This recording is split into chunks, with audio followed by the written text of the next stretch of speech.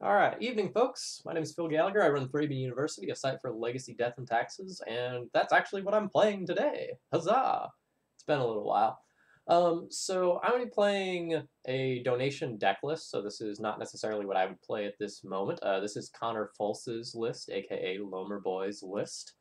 Um, so I'm not going to do just a thorough deck tech or anything because, like, this is a D&T deck. Everything that's here is reasonable, right? So I'm just going to like highlight the flex slots and then jump immediately into a game. So in the main deck, Connor has chosen to play a 24th land. There's Mishra's Factory and Ancient Tomb as flex slots for lands. For the flex creatures, we have Avenger, Prelate, Crusader, and 2 Palace Jailers. Nothing here all that surprising. In the sideboard, most of the stuff that's here is largely the sort of things that you would expect. The Oblivion Ring, it's kind of whatever. It's certainly a concession to show and tell. And when that deck's popular, sometimes I play Oblivion Ring. It is also just another flexible answer that's fine in a fair metagame. So the sideboard is kind of stockish for a D&T sideboard right now. 2 to 3 chalices in the sideboard is pretty common. And then we have the usual assortment of a little bit of graveyard hate, some removal spells of various natures, and then one of the big bombs to play against control. Yeah, so rather than like talk all sorts of hypotheticals about the list, it's a D&T deck list. It's not my own list. We're just going to kind of like jump into things and just play some matches with it and see how the list feels. And then at the end, I'll kind of talk about my thoughts on it. Yeah, if Blade's popular, then like Oblivion Ring's a fine choice. Hey, Potentia, nice to see you. Yeah, I know. Welcome back.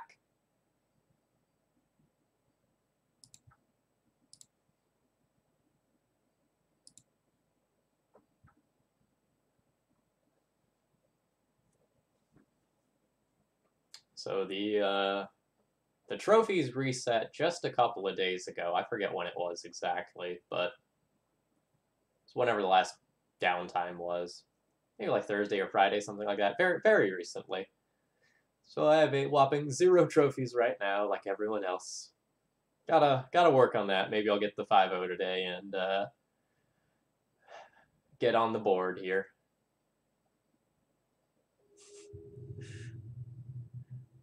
I mean, Mats is really good.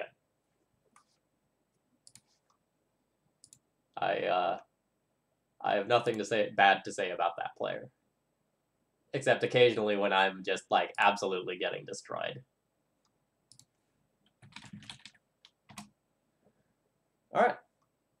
Our hand is a clear keep. It's missing early creatures, but that's okay. This is the sort of game where I might see something as simple as like turn 3 play Recruiter for Thalia. It really depends on what's going on the other side of the table. Current game plan for this hand is just to Rashad and Port my opponent to death.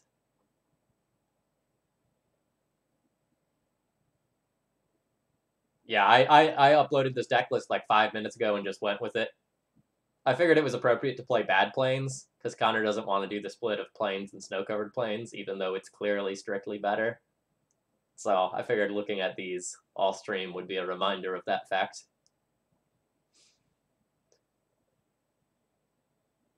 I'm just giving you crap, Connor.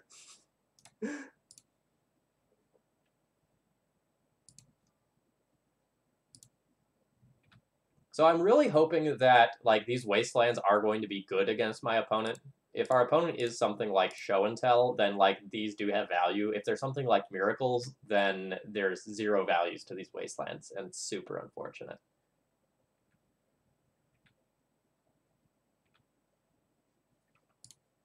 Also super unfortunate is the fact that I have to click on Ether Vial every turn.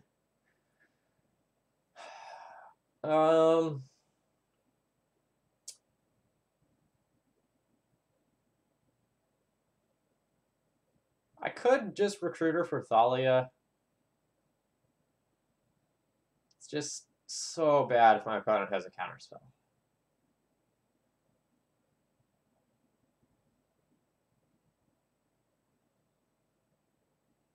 I also might just want to like Recruiter for Jailer at some point, or Recruiter for Prelate. I think I'm willing to just, like, spend another turn waiting to keep my options open. I wouldn't fault anyone just, like, jamming Recruiter into all this. But I think I can play more patiently.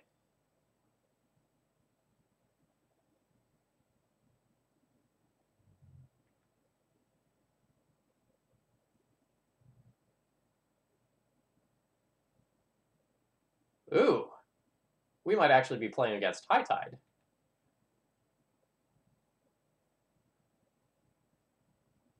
Now, it could still be Miracles playing Mission Briefing.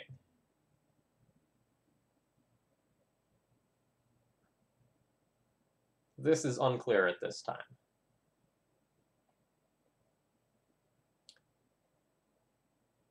All right, it is High Tide.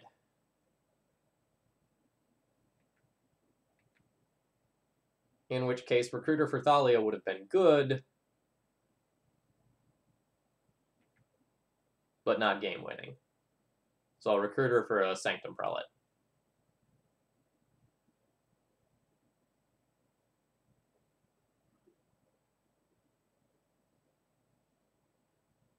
If my opponent has Force of Will, though, they'll still disrupt me. Because I'm obviously going to, like, try to play both.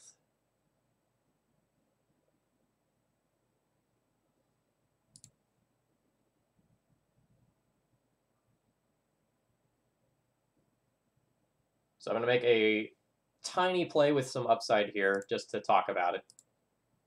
So rather than cast this, I'm going to vial this in. Can I not? I can't even always yes to that anymore.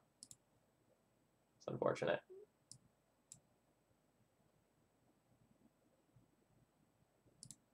So I'm going to vial this in. If my opponent had a Force of Will and they just forced this, I wouldn't have a body in play. And next turn I can go Jitte equip if this for some reason doesn't resolve. And I also don't die.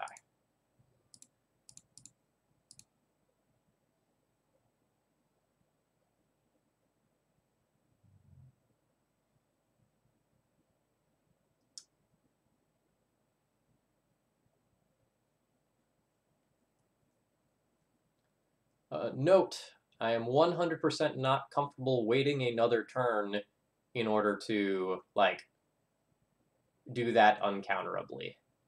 100% uncomfortable doing so. It's pretty easy for High Tide to ignore Port, and it's pretty easy for them to win the game on 4 lands.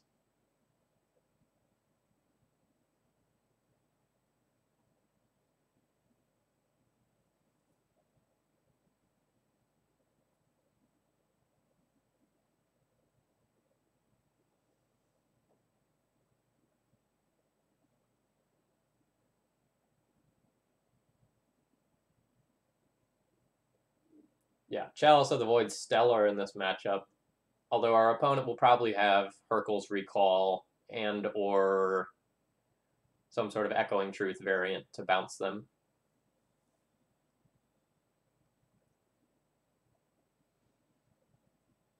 All right, this is happening. If my opponent casts a first cantrip, yeah, so I think I'm just going to snap off a Wasteland on this Misty Rainforest here so my opponent can't get a shuffle off of the Brainstorm.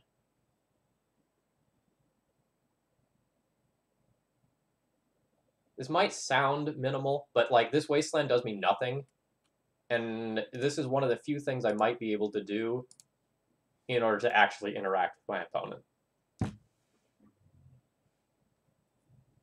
Now I'll F6 from here, and whatever happens, happens.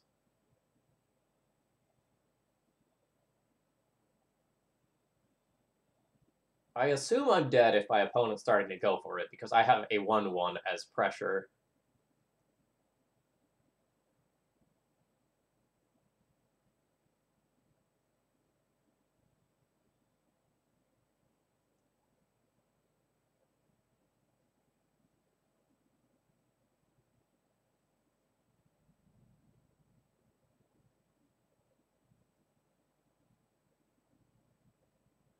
Alright, so I've probably forced my opponent to shuffle with this Ponder now. Yep. So my Wasteland did something minimal.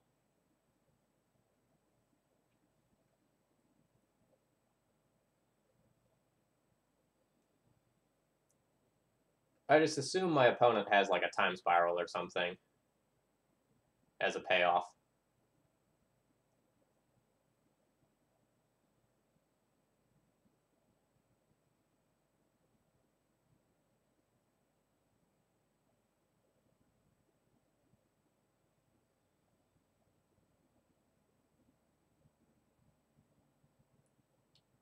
So just to like talk about something while I'm waiting to see if I'm dead.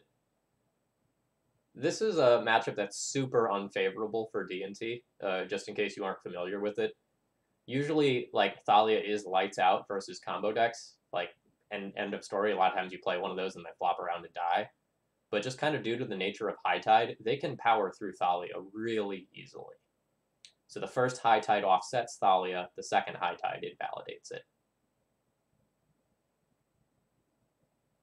Yeah, I don't have to guess. I can say with relative authority that this matchup sucks.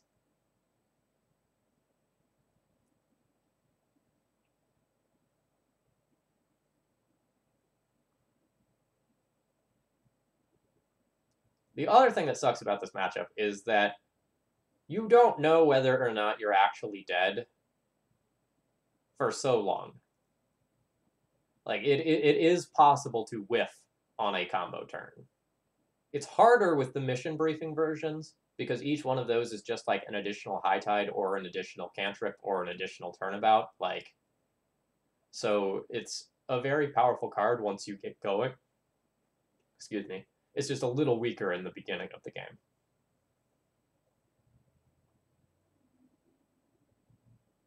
The fact that my opponent is brainstorming with mission briefing is probably a good sign for me. Like, if my opponent was like relatively safe with their position, then it would be a High Tide or Turnabout for mana. But they need cards still.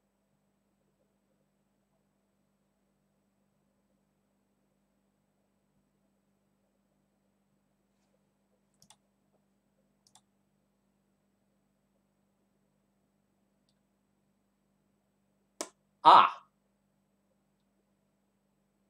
So you remember that thing I said about it being possible to fizzle? Okay. So I want chalices.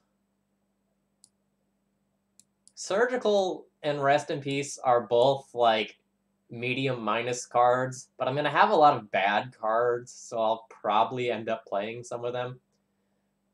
Cataclysm is something that I could consider to like just destroy some of their lands. I don't know that I'll actually play that, but I do have a lot of bad cards. We also, like, most of this sideboard is, like, fair-ish stuff, right? Like, all this stuff isn't really relevant.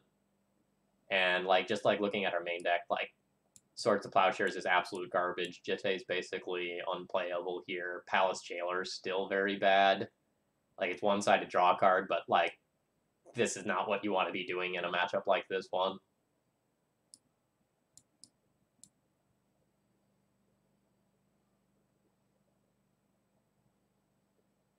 And, like, even moms aren't great. Like, usually I try to, like, board out some moms when I board in chalices, but I might not be able to, like, do that here just, like, because of the way the in-out numbers are going to work.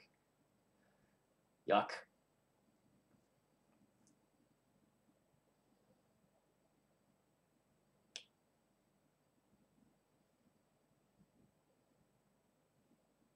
Yeah. So it looks like I'm going to be, like, bringing in one Cataclysm no matter what, just to, like, fill slots in the board. In which case, I should probably play both. And I can either choose to trim a mom or trim one of my generic beaters at this point. And I'm going to trim a mom. Like, it certainly has some use in this matchup in that, like, you can protect a Hate Bear from a bounce spell. Actually, Revoker's probably pretty bad against this version. This version doesn't have candles either. So, yeah, we're not well suited for this matchup.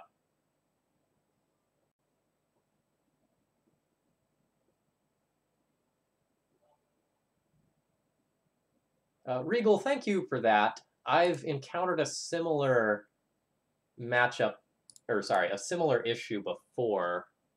I've actually reported this to them, so now I have another example of it. All right. So thank you for that. I'm going to take a snip of that real quick before I continue, just so I remember to bring it up to Wilson and let him know it did not get fixed. All right, so I have Mom into Thalia. That's good enough to keep this hand. That's not good enough to win this matchup. So, like, Thalia is a good, like, very solid card in the matchup, but it is not a game ender.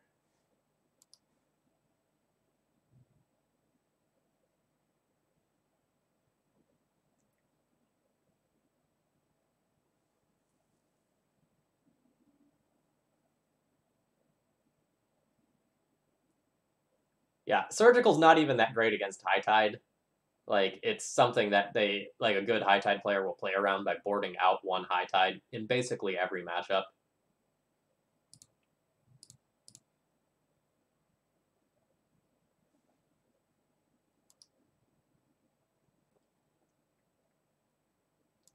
Yeah, just to talk about something, like, Chalice versus Canoness is a choice, right?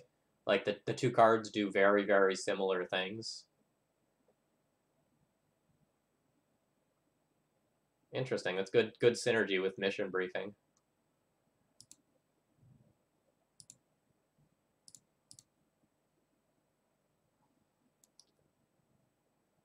So I'm going to go ahead and make a Mom attack here. I think a lot of people would just pass the turn.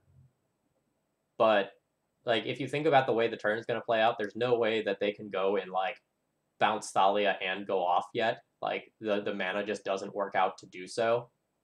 So I think you're just missing a point of damage if you don't attack with the Mom. It's not like we're going to see anything like Dismember on the other side of the table.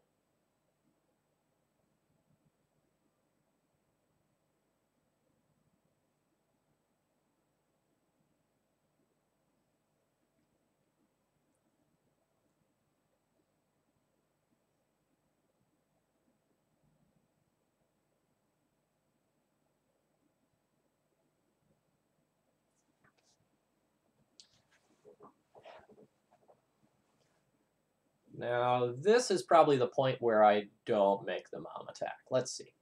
So if I just attack with Thalia, it puts my opponent to 16. Then Crusader plus Thalia alone is a 3-turn clock. That's probably fine. I can actually whack for 6, then 9, 15. So one more Mom attack or a fetch would change the clock. And I think my opponent's pretty likely to fetch, so I'll do no Mom attack.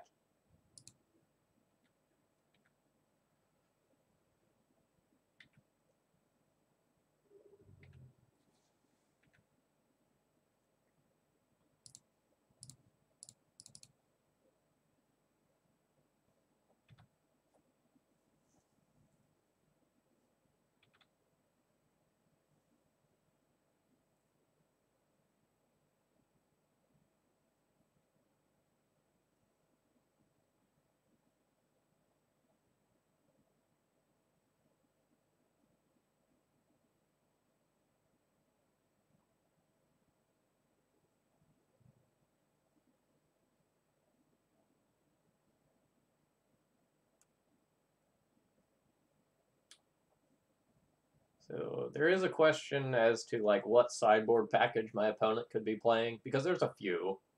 So for example, like, Thing in the Ice is something I've seen out of High Tide before.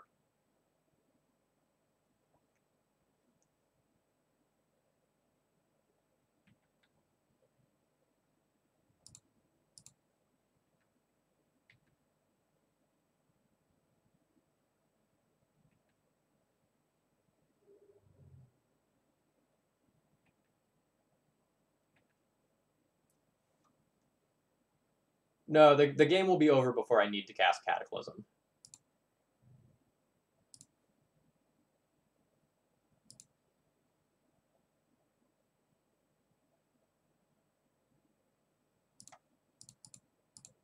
That being said, I'm still going to Flicker Wisp my Caracas to leave myself the option of casting Cataclysm if we get into some weird world where that needs to happen.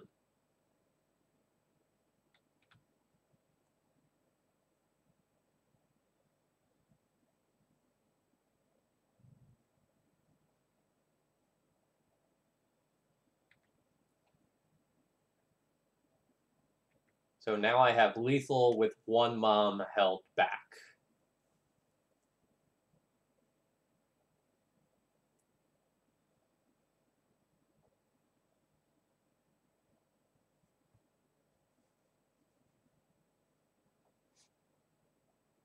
All right, we got super lucky to win that one with minimal effort there. Like, our opponent whiffed and conceded. They maybe could have, like, rebuilt before I killed them. Like, they didn't know, but the worst thing I had in game one was just, like, put a Jete on a recruiter. And then in game two, Thalia was good enough, which it often is not. Alright, I recognize this name. I should know what this player plays, but I don't remember.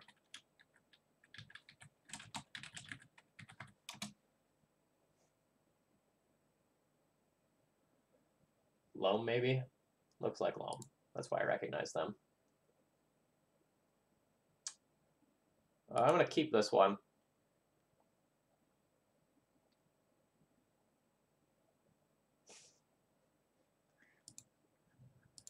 Why would you ever want to play Ancient Tomb in your Death and Taxes deck? I don't know. I can think of two reasons right now, though.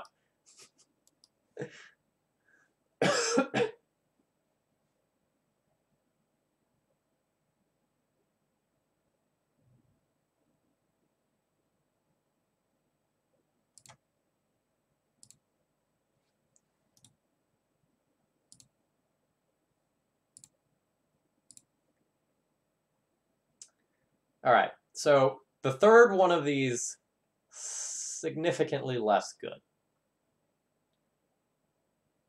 All right, so there's a choice to be had this turn. This turn's choice is, do I play Caracas and hope to draw a white source off the top next turn in order to play Palace Jailer and exile Bob, or do I just wasteland my opponent in order to try to gimp them from doing anything with Bob? Long term, this mana denial plan does not work. So it's tricky. Like, this is just like hemorrhaging a resource, kind of like given the context of the board. But every turn that I delay this game, the vials tick up. How many true white sources am I actually playing? So I have. All right, I guess we can count those. So you have 2, 3, 4, 5, 6, 7, 8, 9, 10, 11, 12, 13 hits out of 52. Low.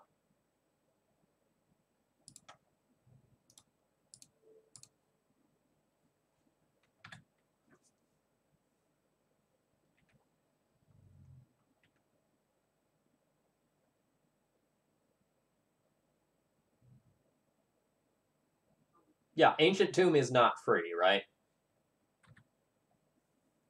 Like, it is not a white source. Like, we got to do the whole, like, double vial turn one thing, but it's not like that was even insane. Like, given the context of the rest of the hand. Hopefully it ends up being good. We would have gotten super rewarded if we just played out the Caracas last turn.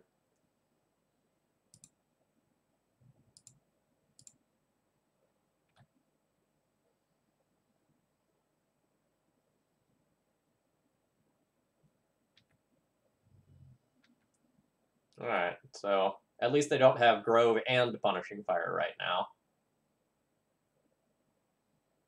Never mind.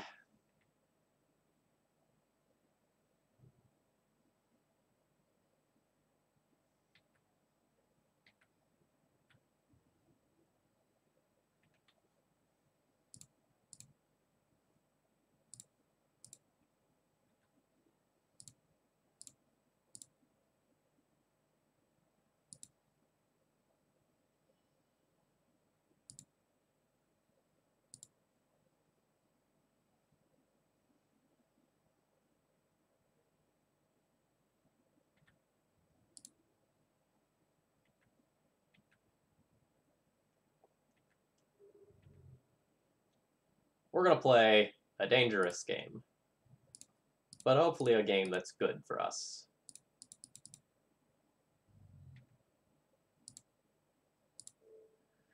So there's a real temptation to just go after the Dryad Arbor and hope my opponent bleeds them to death with bobs, but I don't think I can leave them with double bob. That's just too scary. So I'm actually going to take my Monarch draw first before doing anything else.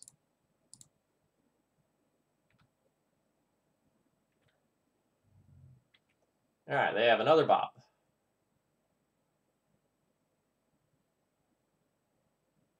All right, and my opponent has just conceded here. Had a very, very good sequence there. That last turn was stellar. Really spun the game on a dime. All right, Loam's like impossible to board for. It's really tricky. So I'm going to kind of make a pile of things that I want, probably, or at least would think about. Relic Ward or Surgical Path go into, like, I probably don't want to play these. Let's see what I was doing before. I always change my mind about, like, how exactly I want to sideboard for this matchup.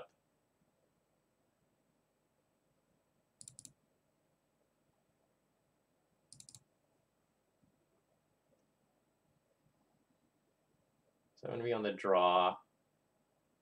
Before on the draw, I was cutting a Wisp, cutting my Thalias, cutting a Jitte, cutting 2 Moms, bringing in Council Judgment, a Recruiter, which I don't have, a Jailer, which I don't have, Prelate, Ballista, Surgicals. So this board is obviously a little bit different. So, like, these are the cards I have to think about. Yeah, so Loam is going Planeswalker heavy. So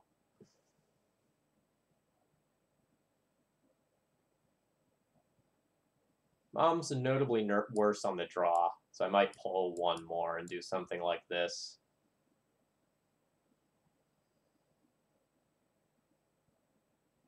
No, this is a donation deck list. This is a Loamer Boys list in chat. So the deck building decisions are not my own, but I do think the list is reasonable. You know, excluding plains versus snow-covered plains, what I'd be playing would probably be within 4 or 5 cards of this list. I think I like this. I'm a touch creature light than a touch creature light more than I would like to be. Like, I kind of have too many answers here. But I think I'm just going to accept that and hit okay.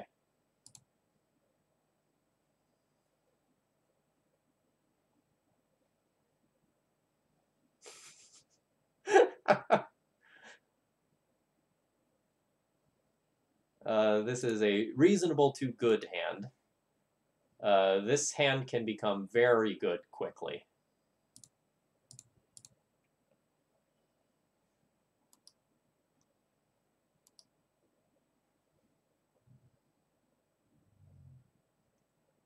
Yeah, and any list, if I am running more than 4 basics, there will be a split of them if I... Alright. Aggressive Decay. So I could just, like, try to ram out the Revoker and guess, but I don't really want to do that. I'm just going to pass the turn and port here.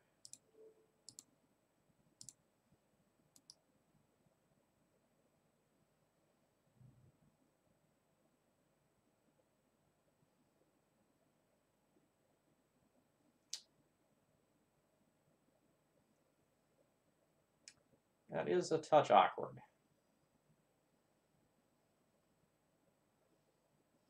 I think I'm just going to Council's Judgment it before my opponent gets any value out of that Bob. The alternative is, like, throw down Sanctum Prelate on 2, but I can do that as the follow-up next turn. It just might cost me 2 more life. No, we're playing against Loam. I'll regret this a little bit if my opponent just drops a Planeswalker and also has, like, Punishing Fire.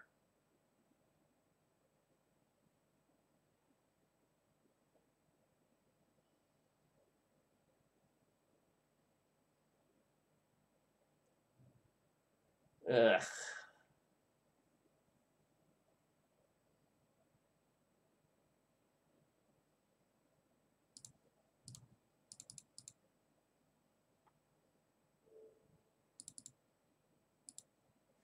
Alright, so if this makes it around the table, I get to put Sword of Fire and Ice on it, which will make it considerably harder to kill. Never mind.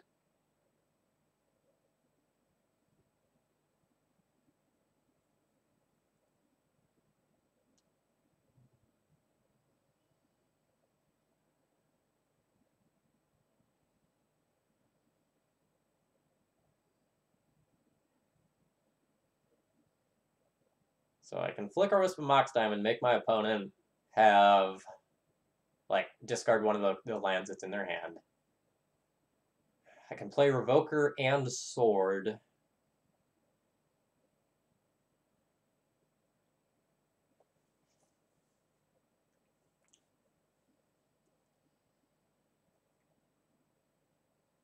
I have to consider Wasteland from the other side of the table. Like, if I run this Ancient Tomb out, there's no guarantee that I'll get to use it again. But I think I like the boost.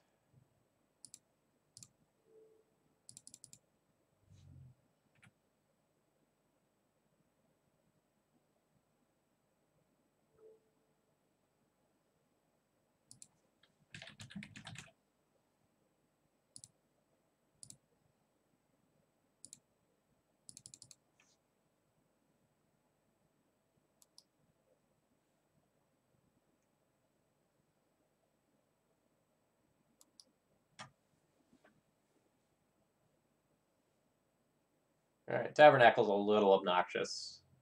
It's not necessarily a problem right now. But just dealing with that forever is really annoying. Exactly 7 cards in graveyard for Cabal Pit. That is not good for me. Alright, so we have Land, Cabal Pit, and Tabernacle to worry about.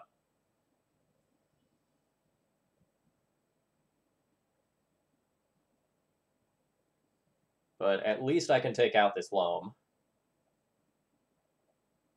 So I have 1, 2, 3, 4, 5. I have 6 mana, so I can Wisp and Rest in Peace, but it just costs me life to do so. That's fine.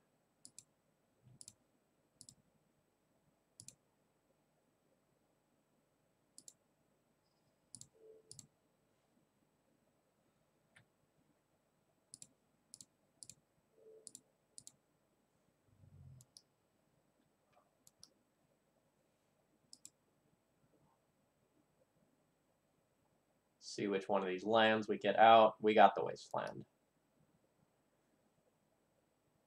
So there's a Tabernacle in hand, there's a Cabal Pit in hand that is significantly less good now.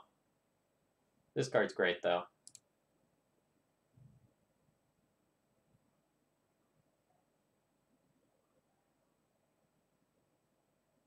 Alright, Mishra's Factory, actually surprisingly decent on board.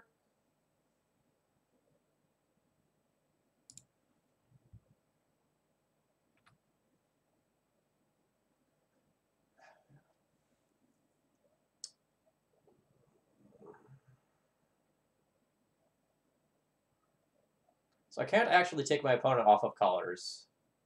Like, between Mox Diamond and everything else they've got, they're fine for that. So I'm gonna tap down the Grove on the off chance that they, like, somehow answer the Rest in Peace. And can also magically Punishing Fire. I don't really expect that to happen, but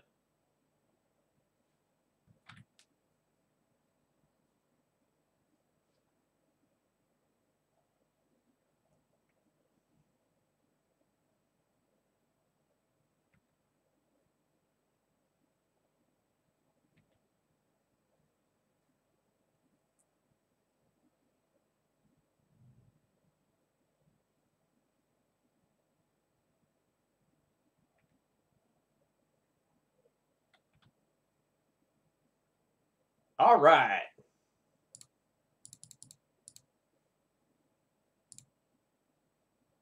That was about the best draw in the deck.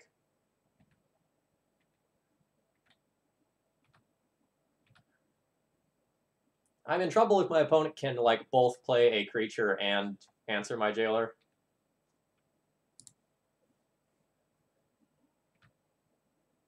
But at least in the immediate future, it doesn't look like that's happening.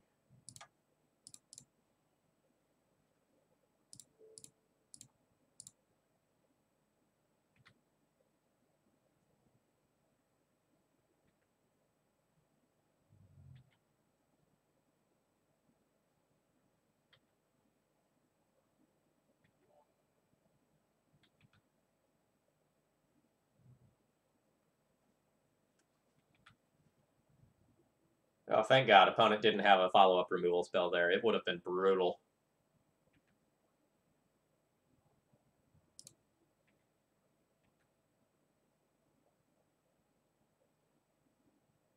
All right. I clicked through that too quickly. I, in my mind, thought that card's irrelevant.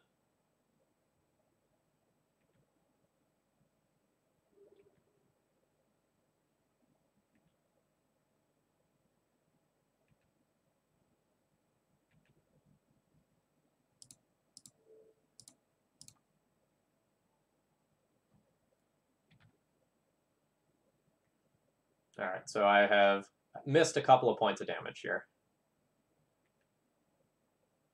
which may be very relevant given that Bob just hit play.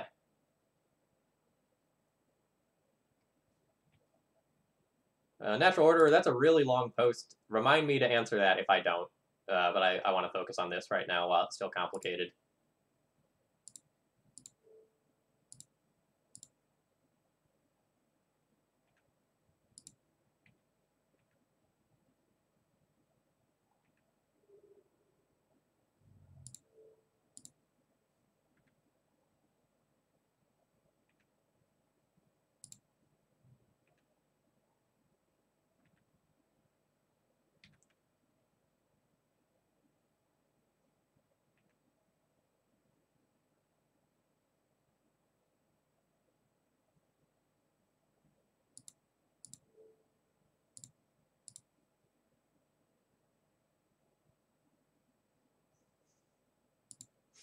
I see.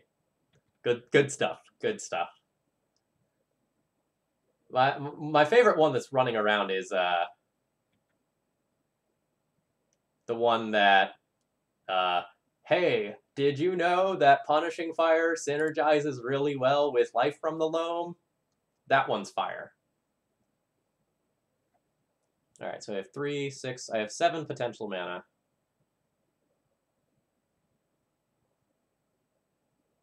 So I can, like, play Batterskull and play Stoneforge, or I can just, like, destroy Mox Diamond.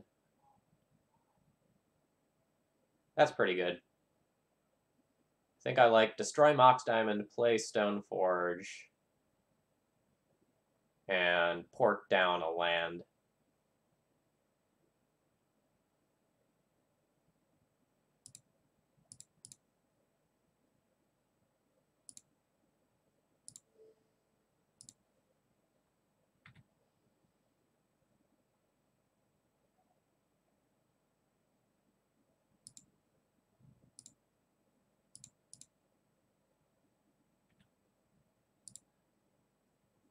Oh yeah, I boarded out Jete.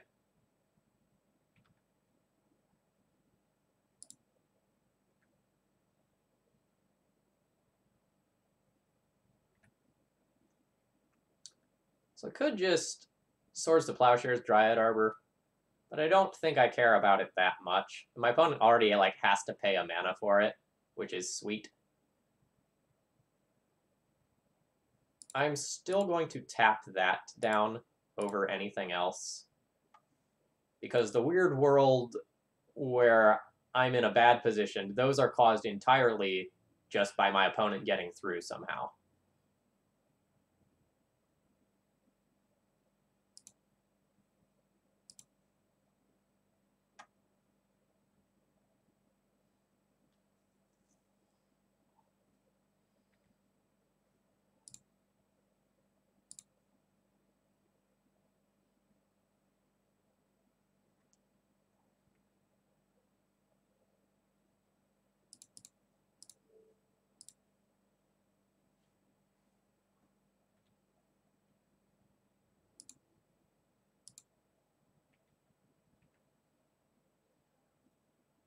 God, how do I keep forgetting to do that?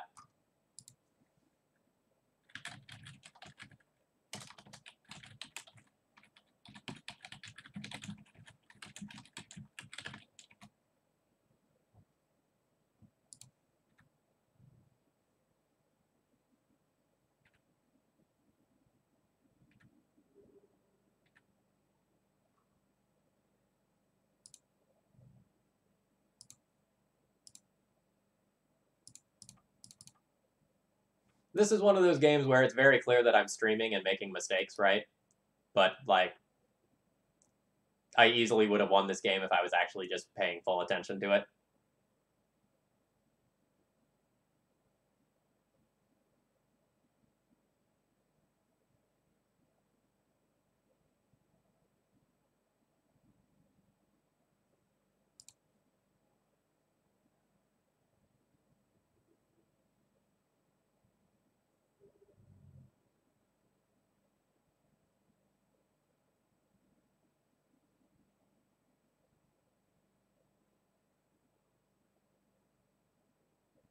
So I'd much rather Cataclysm when I can also put a creature into play the same turn.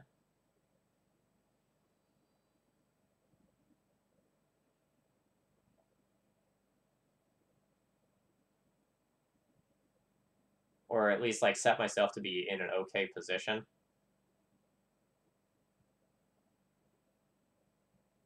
Because if I just, like, Cata now, my opponent keeps, like, a land and has the Monarch. I'd really want to be able to take that back within a turn or two of casting the Cataclysm.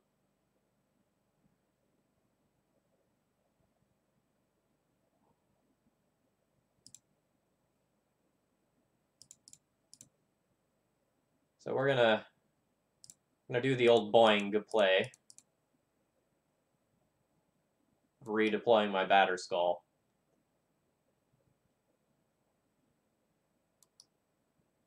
Then we'll see if I can not play like shit and, like, remember that Maze of Ith is a card, and then take the Monarch back and Cataclysm.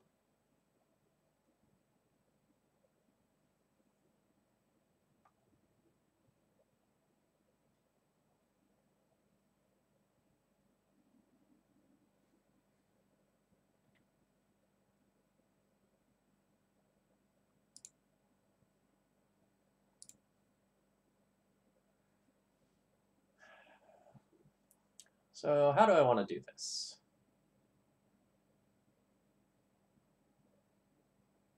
I'm going to play this land post-Cataclysm.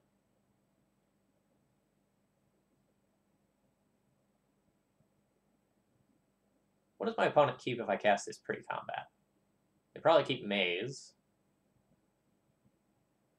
if I do that.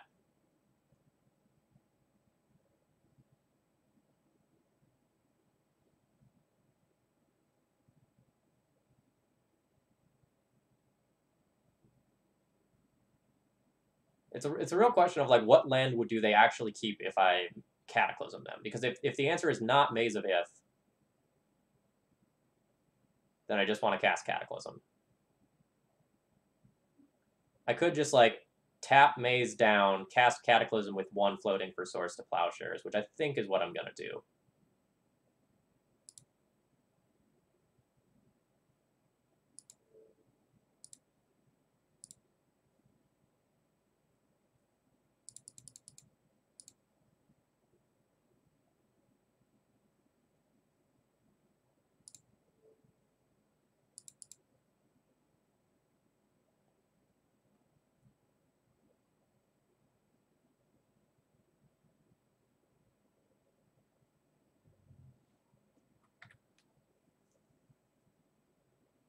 This would be a real rough Swords to Plowshares.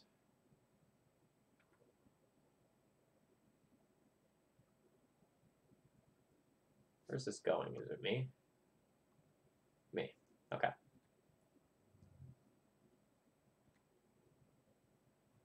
So I will keep an artifact, a creature, and I'll keep one of my Rashadan ports.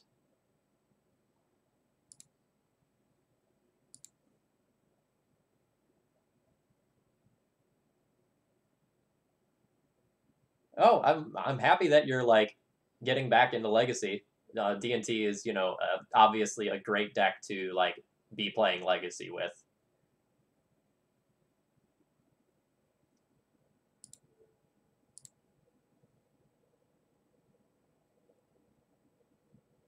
Super interactive. You have a lot of cool lines.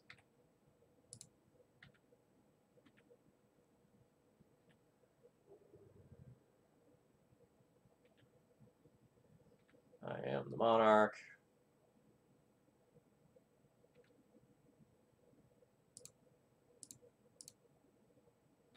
Best draw would be like Surgical Extraction. No.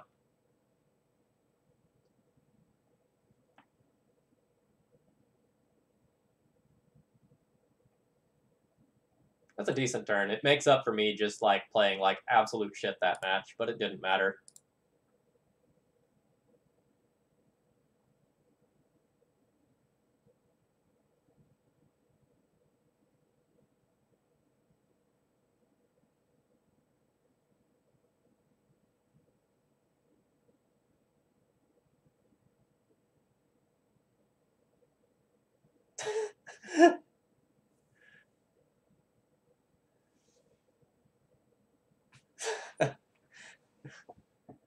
Yeah, it's okay. I only missed, what was it, like 5, 6, 7 points of damage and a card, and then another 5 points of damage in killing a Liliana. I only missed that and still eked out the win, so, you know.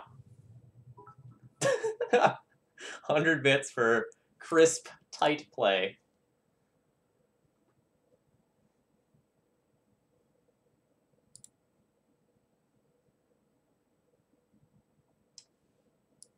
So here's an interesting hand. I'm going to leave this on screen for a second and just, like, let you look at it before I start talking.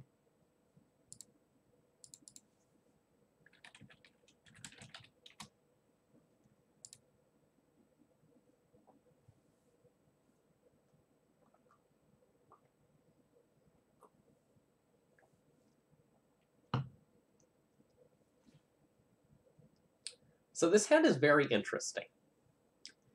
If we are playing against a deck that Wasteland is good against, like say we're playing against a Delver deck, the ability to go like Wasteland you, Swords your threat, you play something else, Wasteland you, port you down, like can buy us a lot of time. That being said, the risk on this hand being bad because my opponent just goes Island Go is way too high to keep this. This is not an acceptable hand. Even if I draw like a Plains as my first card, it still just does nothing. This hand's great.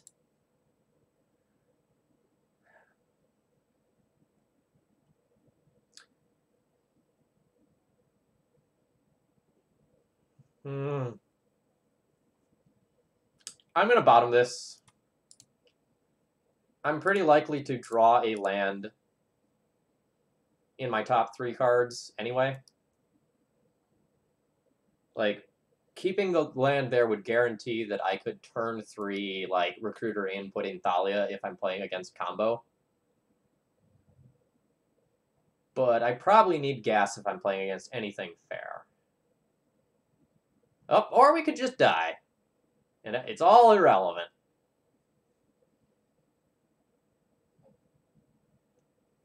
Alright, so looks like we're playing against Ant, and they're going all in on an ad nauseum from 19 life. I should be dead. There's currently...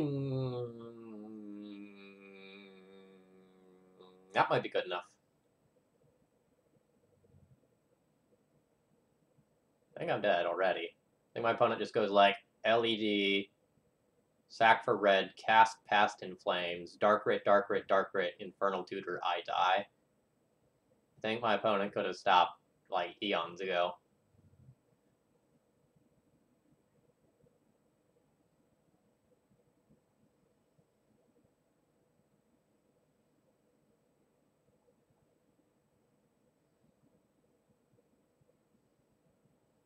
As soon as my opponent casts the Past in Flames, I'll concede. Oh, they don't even need to.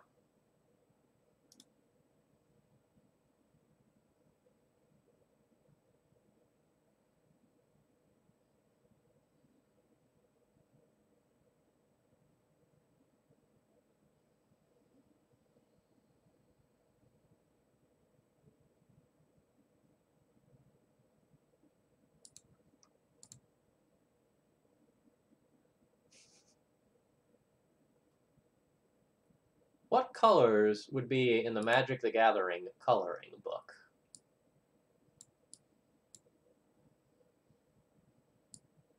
Food for thought.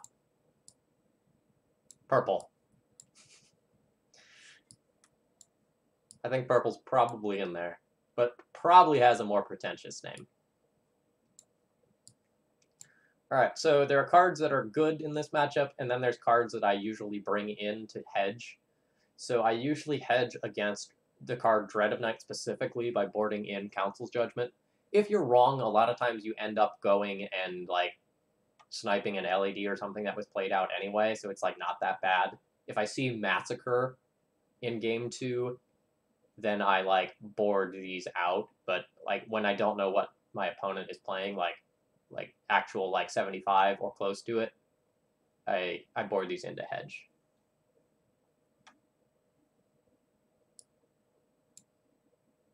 I mean, I like the alliteration of purple portals, but I feel like portals isn't quite magic-y enough, you know? It's got to be like some character's name that has P in it, purple, or like some magic place that starts with P. I don't know, I'm not a lore person. All right, so like our removal spells can come out. Palace Jailer's too slow. We don't need that one-sided draw. I usually trim a piece of equipment. And from here, we kind of have a bunch of medium cards. Mother of Runes has some like negative synergy with Chalice of the Void, so that's something you can trim. You could also just choose to trim one of like the 3 drops. I think I'll trim a Flicker Wisp. Doesn't particularly do a lot in this matchup most of the time. No, this is Loamer Boy's deck list. And then it's a question of like, do I want to cut one of my moms to like mitigate some of the non-bow of Chalice, or do I just want to trim another 3-drop? And either one of those answers is fine. Again, when you don't know which removal spells your opponent is playing, it's harder to make that decision.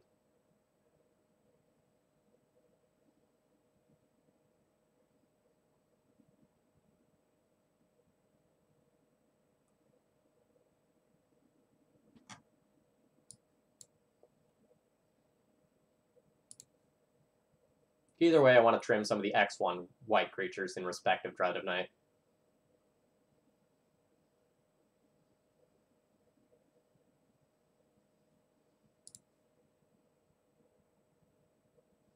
This hand is stellar. Stellar, stellar, stellar. Like, about the literal best that I could hope for.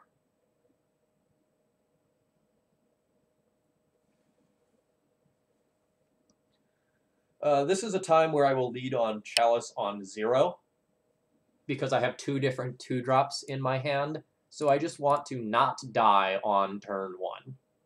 And playing the Chalice gives me the greatest chance of not dying on turn 1.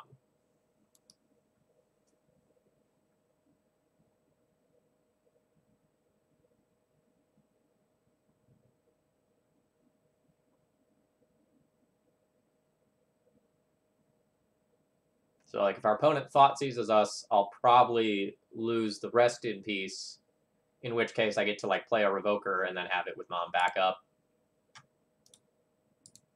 Good stuff.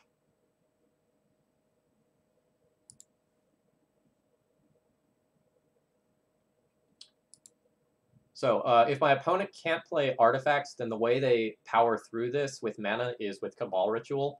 So I'm going to play Rest in Peace here over Phyrexian Revoker. Phyrexian Revoker would be a clock, but you know, if we have things locked up with hate cards, it doesn't matter whether we kill them 1 turn sooner.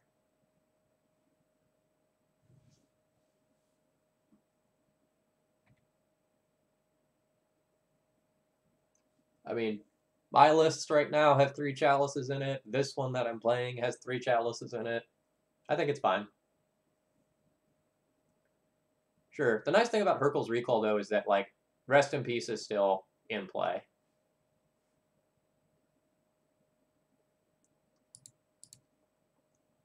I could leave the Mom in my hand and give my opponent, like, a choice. But I think I actually value the Mom more than the Revoker in case I draw a Hate Bear off the top.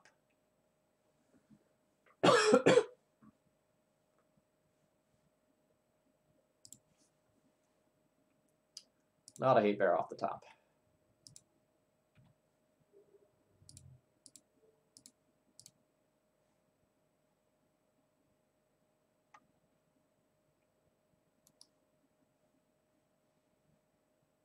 So in case anyone's wondering why I port Island over Swamp there, it is for Ponder or Preordained or Main Phase Brainstorm plus Fetch.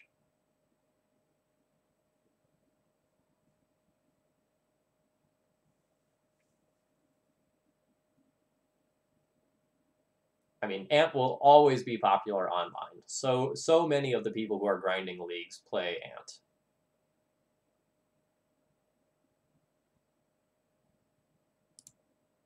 I'm going to go ahead and tick this up to 3 in case I draw Flicker Wisp or Recruiter.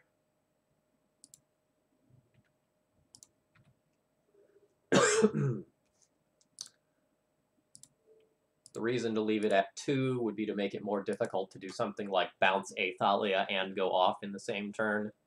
But I'm not necessarily anywhere close to the position where, like, that's something I need to be concerned with.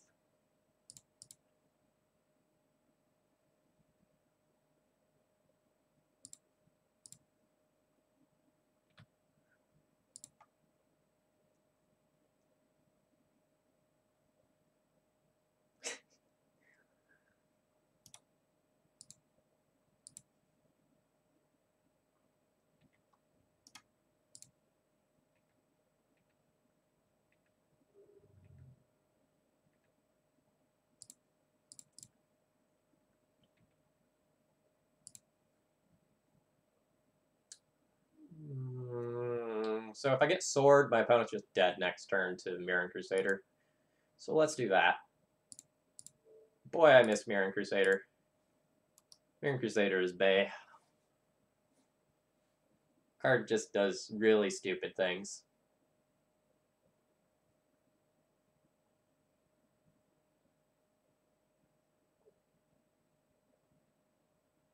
I have not seen anything about the rules changes other than what people have posted in chat.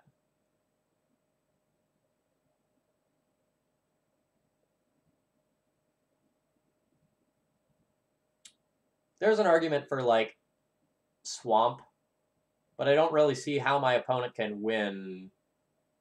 Well, it would be very difficult for my opponent to win through Chalice and Rest in Peace, so I'd rather not let them, like, Ponder for Hurkyl's Recall, which would wreck me. Because, like, the world where I, like, tap my lands and then go all in on a sword attack, and then my opponent, like, oh, tap 2 lands, Hurkyl's, Chalice is gone, Sword's gone, I'm not dead. Maybe I can win through Rest in Peace now. That was my thought process. But I could understand wanting to, like, try to stop, like, Dark Rit, Adnaz or something.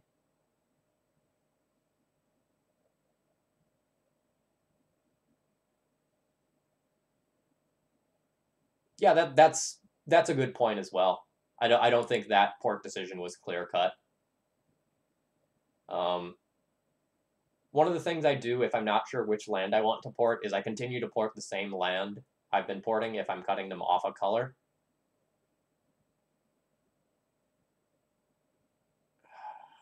Oh, this is a tough one, chat. So this has a stellar card for the matchup, but if my opponent thought seizes me, my hand is dead. My hand is stone cold garbo if my opponent has Thoughtseize. My hand's also garbage if my opponent plays out their artifact mana on turn 1.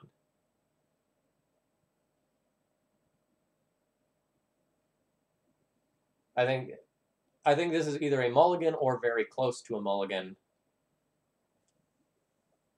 I'm going to keep it, but I'm not as happy about this hand as you might expect.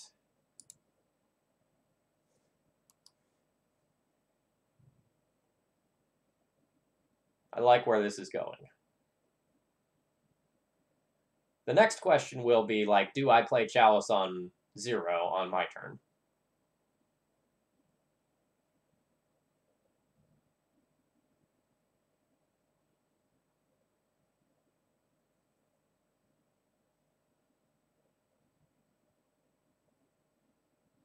I think I'm effectively going to start the game over, but having a Chalice of the Void in play.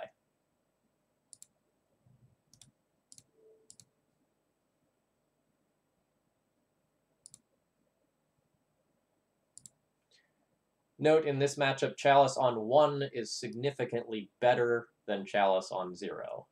By a lot. We've played Chalice on 0 2 games in a row to sort of make sure we don't die quickly.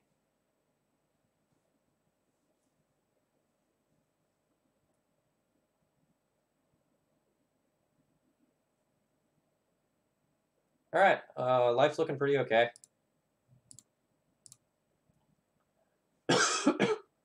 Opponent doesn't have lands. Here, that's a good indicator of success when your opponent does not have any things on the board.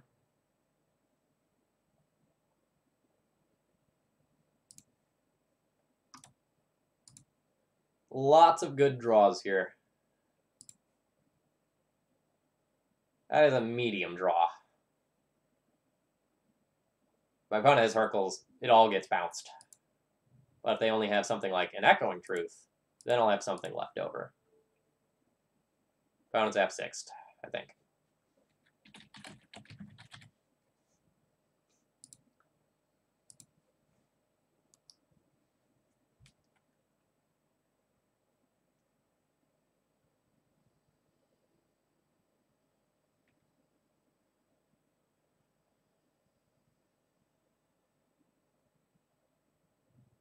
If you flicker something that has counters, it comes back with 0 counters. So for a creature like Walking Ballista that gets its power and toughness from counters, it kills that, but it doesn't actually kill a Chalice. Yeah, I'll be playing D&T again on Wednesday.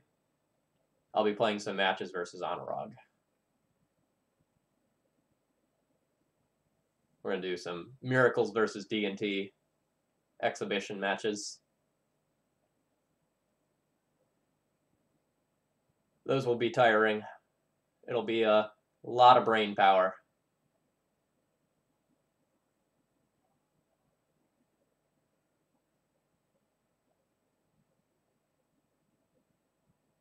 Yeah, they're going to be awesome matches of Magic. Like they're going to be very, very fun.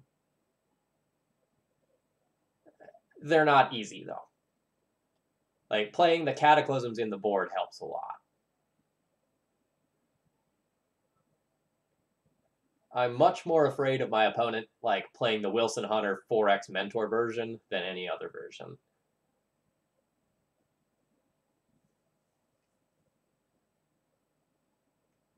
I haven't decided what list I'm going to play. Probably play something with a Brightling in it. I might just like grab Enevoldsen's list and play that or something.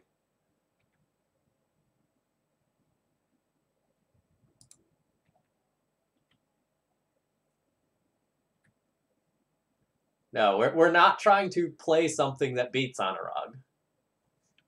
But I haven't played Brightling in a while, and I think the card is probably okay positioned in the metagame, so...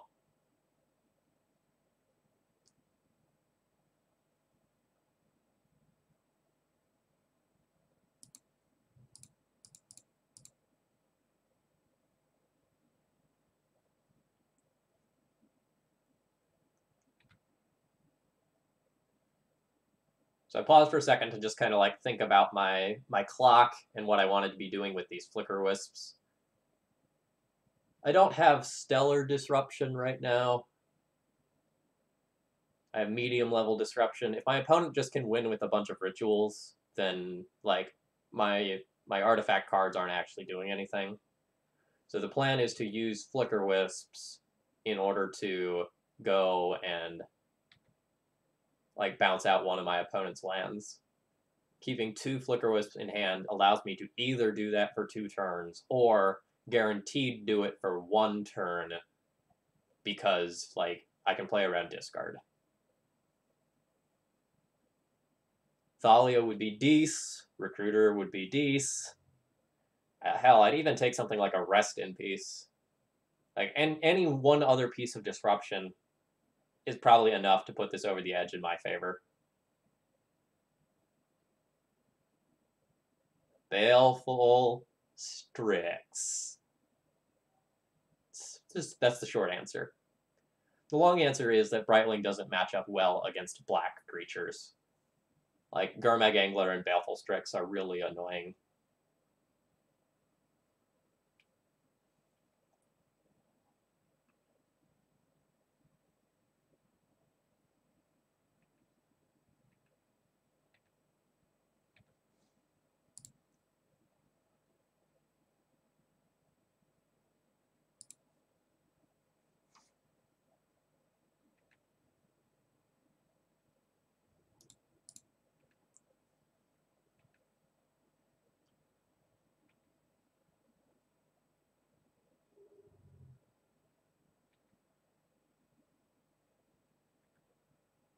Yeah, but just imagine if it was a Mirran Crusader in those cases, though, right?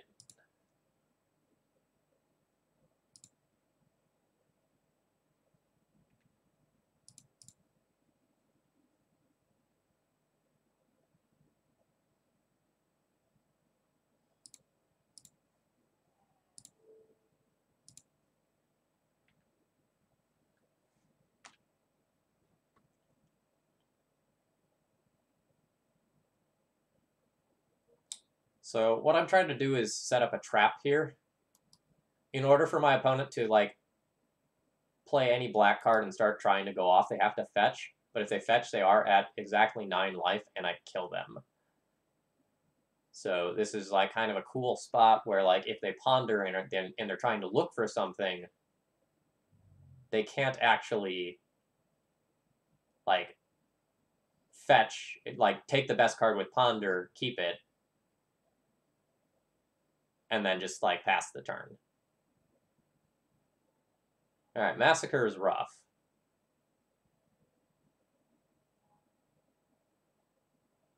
Not necessarily game over, but rough. Like, the 3-for-1's bad.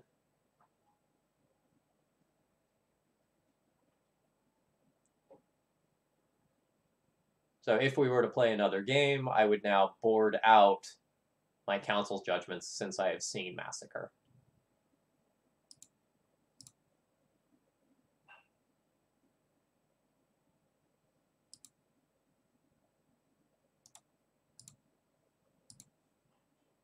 There is no justice.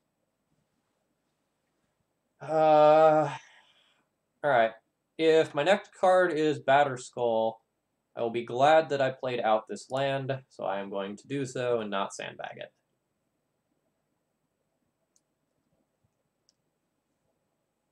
I expect to be dead.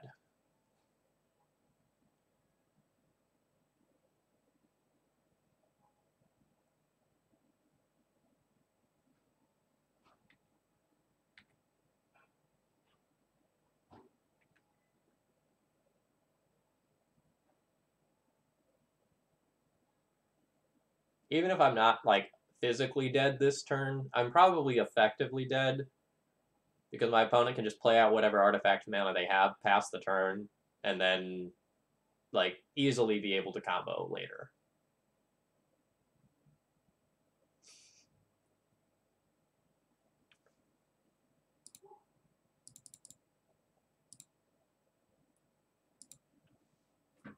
We'll throw the Thalias in the chat there.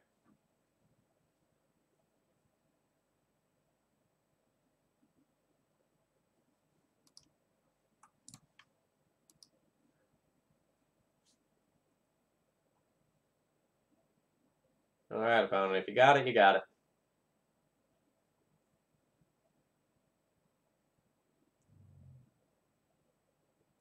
Oh wow, just Adnaz from 8. That is not optimal. Opponent now in the danger zone, where taking more cards could kill them due to the presence of the 5-mana tutor, which I'm just blanking on right now. Dark Petition. There we go.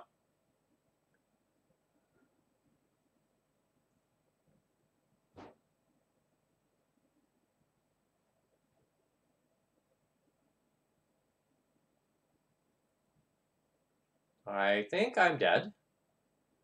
My opponent has 5 mana.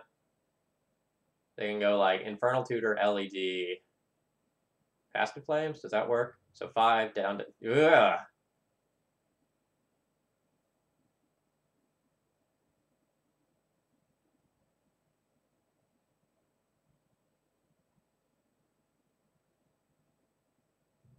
Yeah, I think I'm just dead on board to Infernal Tutor LED. No, I'm F6. They can stop respecting it all they want.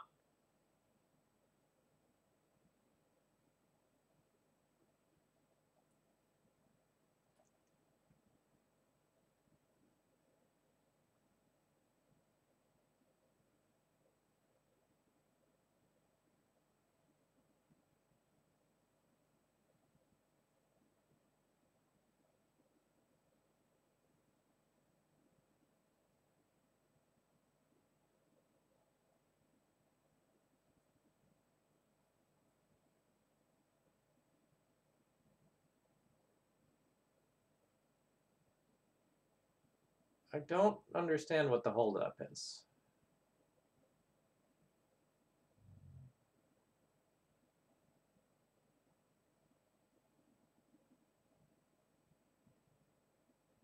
Yeah, if they had another LED, like, why did they keep flipping?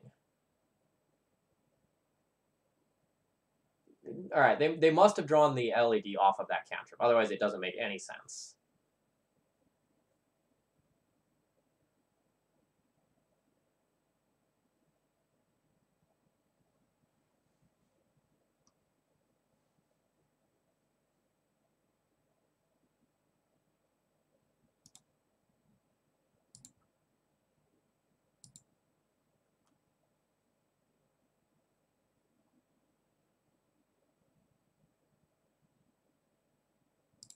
All right, little confused about some of the things that happened on the other side of the board in that match, towards the tail end of that last turn. But it is what it is.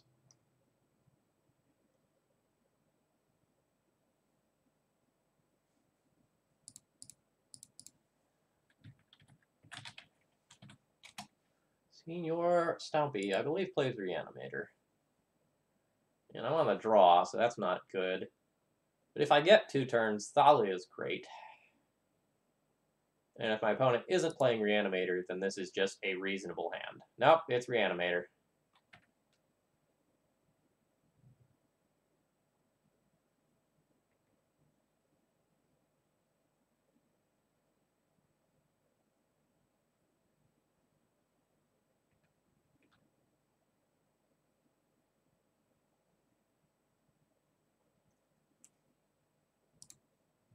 All right, before anyone says it, yes, I know my opponent has a Chancellor.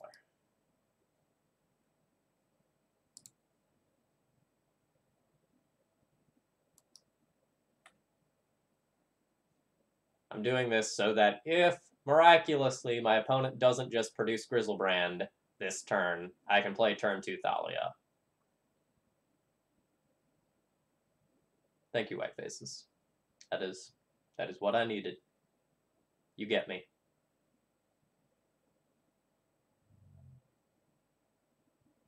All right, Caracas off the top.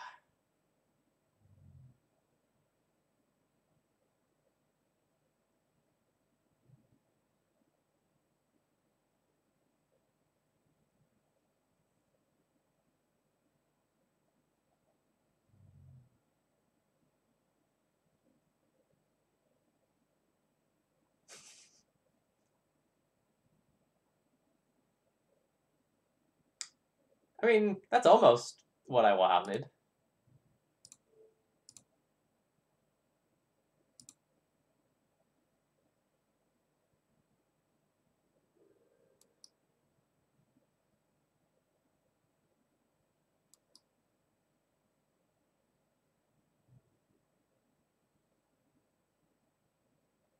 Just pass. Just pass. Come on. Hey, that's rude.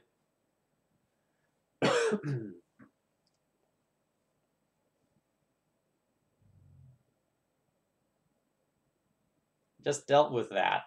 It's legendary. There's only supposed to be one. I see two.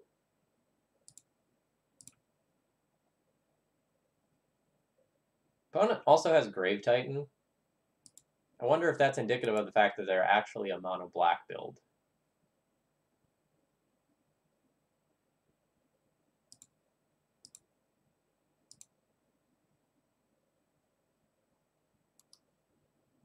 The mono black build usually runs a couple of Grave Titans, and then some mid-range ways to discard, like Liliana of the Veil. Nope, they're black-red that happens to have a Grave Titan in the flex slots.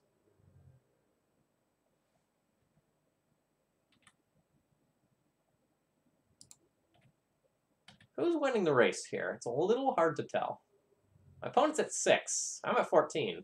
Got a big lead. See how it works out, though.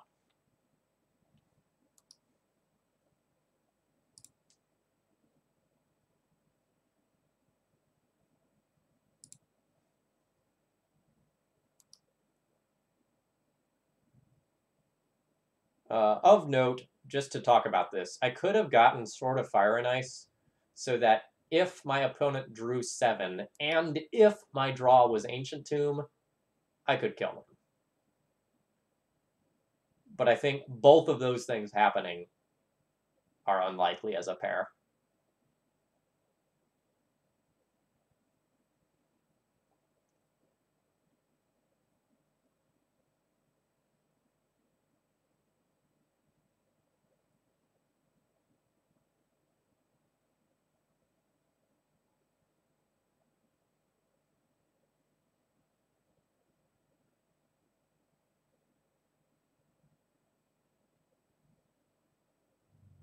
Is it just like the default Moto Swamp? Because if so, I'd understand.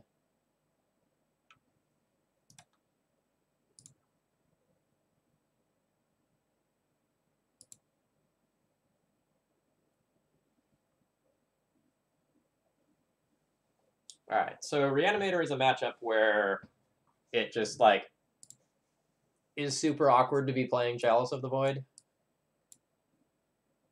Because you have plenty of cards that are, like, fine at 1 CMC. These are cards that I'd consider. I probably won't board in all 3 of those. I'll kind of do my trimming and then figure it out from there.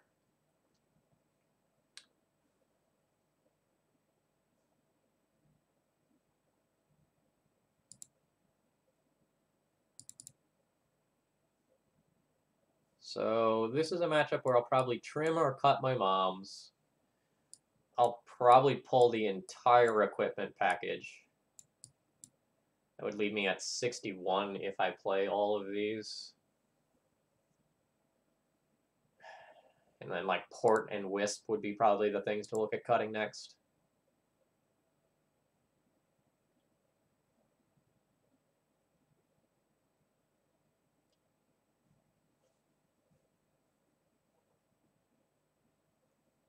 This is an awkward matchup because, like, A, you have, like, this Swords to Plowshares, Path to Exile, Surgical versus Chalice of the Void situation. B, you have a lot of cards that are, like, fine, but too expensive to really matter against the first threat. And then you're like, you have some other removal that's, like, clearly too slow, but sometimes it'll work out and be amazing.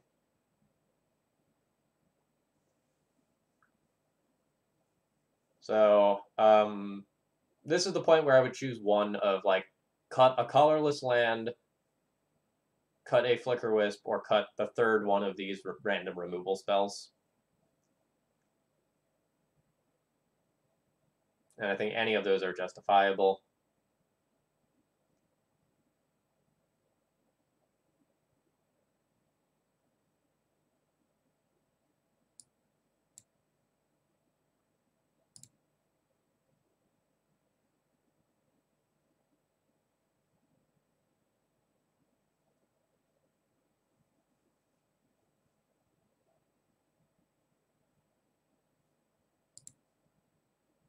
Oh, hey, Arkin. All right. This hand's great. We have 3 different, amazing turn 2 plays. So we'll beat out discard. We just can't beat our opponent producing Grizzlebrand on turn 1.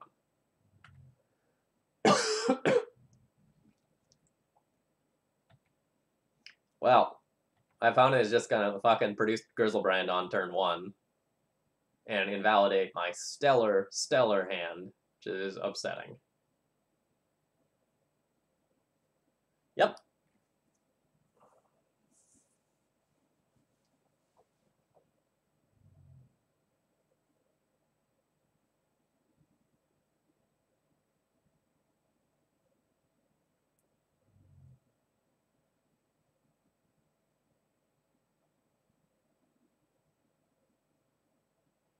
I mean, you can't do anything, right?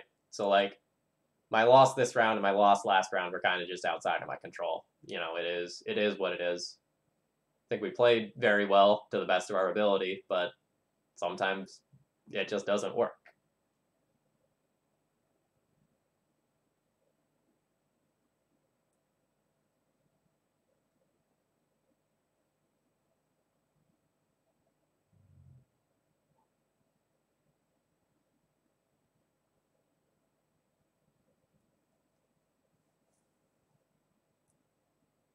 Yeah, if my opponent just, like, discards multiple creatures, I'm in big trouble. Yeah, my opponent's discarding Animate Deads, which doesn't cost life. Okay. I don't think I can cast Thalia. I think I have to, like, draw a land to Council's Judgment next turn, which means I want to cast Aether Vial over Thalia, despite how poor that is for me. Like, if my opponent has, like, another Animate Dead or something, and they just, like, produce a Tidespout Tyrant and then Lotus Petal or something, this game's over.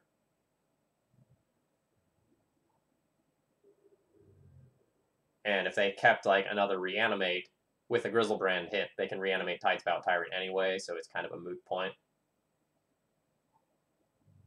Yep.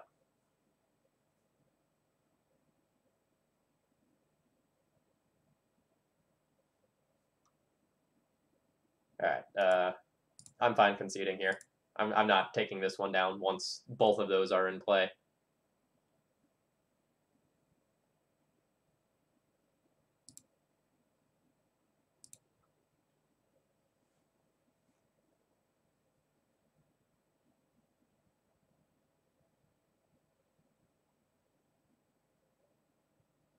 So, as a whole, the red-black Reanimator matchup is, like, fine. Like, sometimes your opponent has the nuts, and that's okay, that happens, but, like, almost any game where you get to turn 2, like, your odds of winning just skyrocket. Like, just to, like, point to the deck list for a second. Like, we have 4, 5, 6. Like, I'll just kind of, like, count these as, like, other turn 2 plays. So, like, we have 4, 5, 6, 7, 8, 9, 10, 11, 12, 13, maybe 14, depending on what the opponent's doing. But let's say, like, 13 great plays on turn 2. You're pretty consistently going to have one of those. And then when you get to turn 3, you start picking up things like Recruiter into those things, or Prelate as well. And anywhere past that is just the nuts.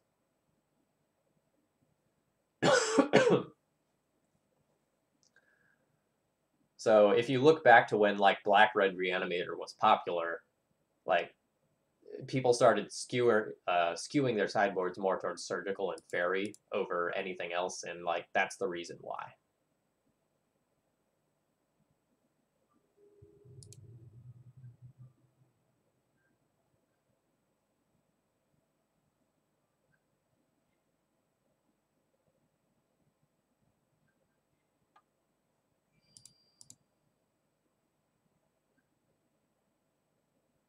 Ah, playing against Bob.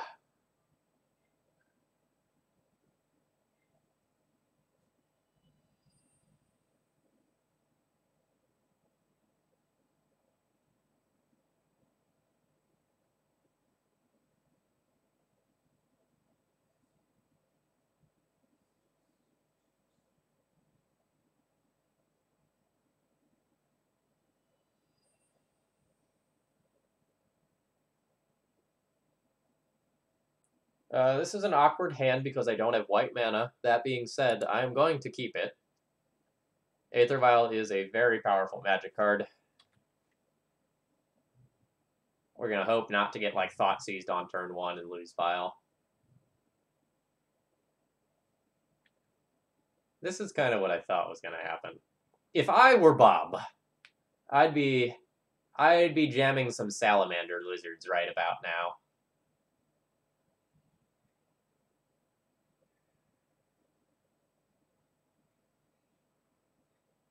When I saw that card, I like thought back to his blue-red Delver Treasure Cruise list, and I was wondering if he'd like try to break that card.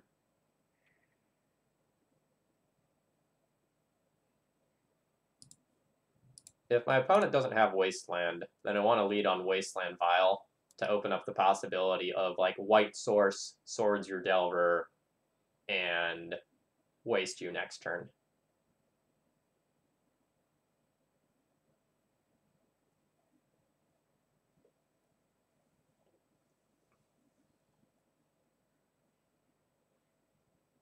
I mean, as soon as I see a black land out of him, I'll just assume it's regular Grixis Delver and move on, but...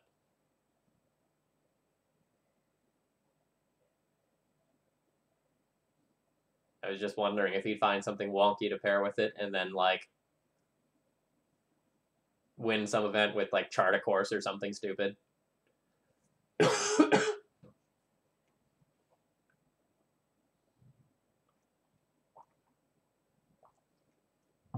Alright, there's the line that punishes me playing out the Wasteland.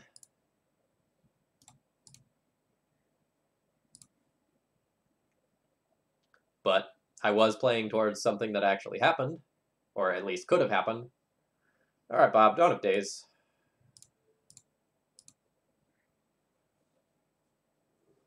Great.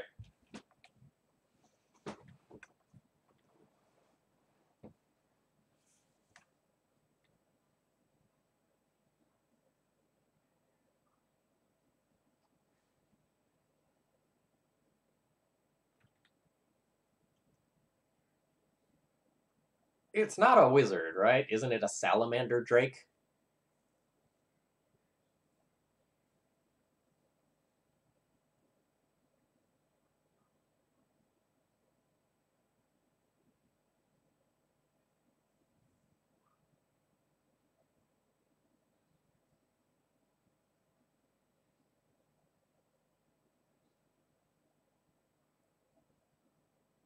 That costs 4 mana.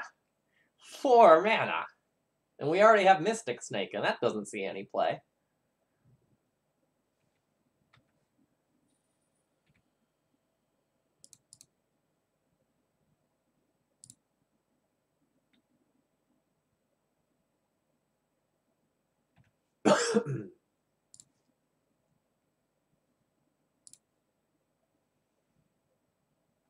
That's a great draw.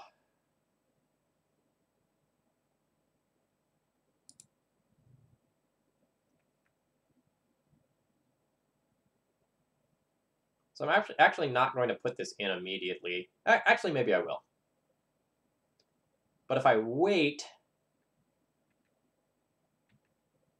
there could be some upside.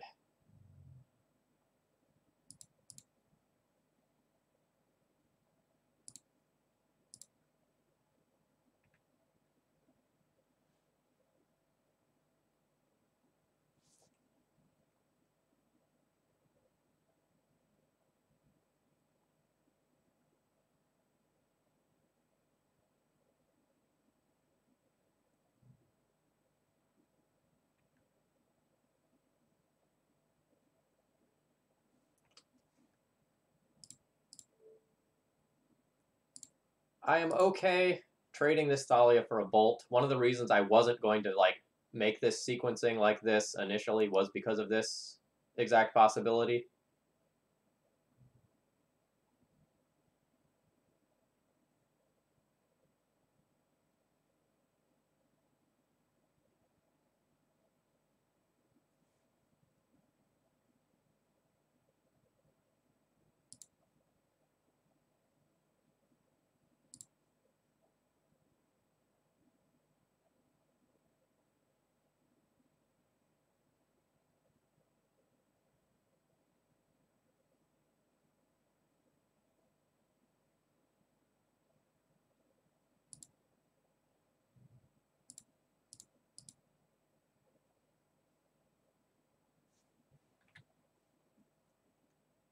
If I would have slowed down a little bit more and thought through my lines, in response to my own Aether Vial trigger, I would have tapped it to put in Revoker,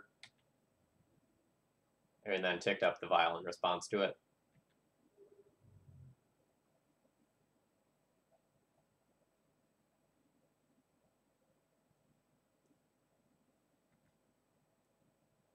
And note that seeing Gurmag Angler basically is an indication that the Pteromancer thing is not in the deck list. The two do not play well together.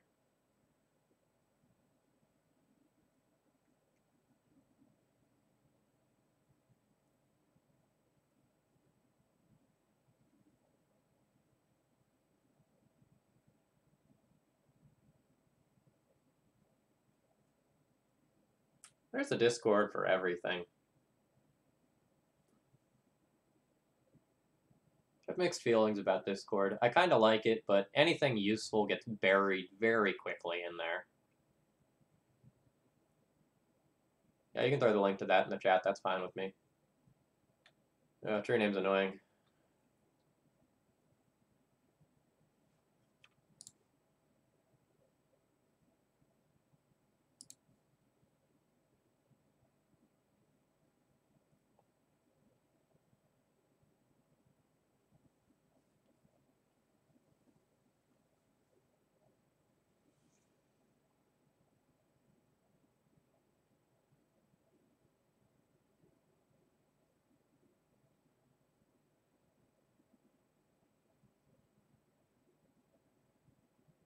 How willing am I to trade cards back and forth with my opponent? Because that's what's going to happen if I play Recruiter. Or, sorry, Palace Jailer. I think I'm in the situation where that more or less has to happen. So I play Jailer. I effectively gain 5 life by fogging a Gurmag attack. Then my opponent becomes the Monarch. Gurmag comes back. I can't really attack through it effectively.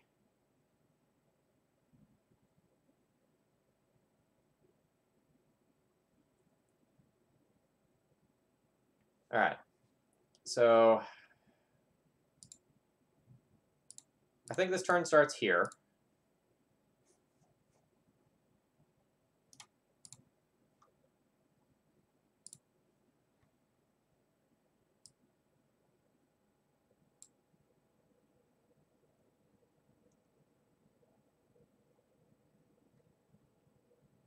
And I think my choices for what to get are either Stoneforge to try to get a piece of equipment that can just gain me a bunch of life, or Palace Jailer to just exile that Gurmag Angler again and just make good use of my Vial for 2 turns in a row.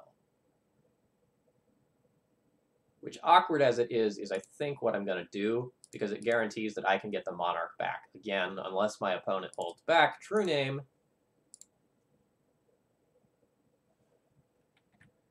Which would be a win in my book.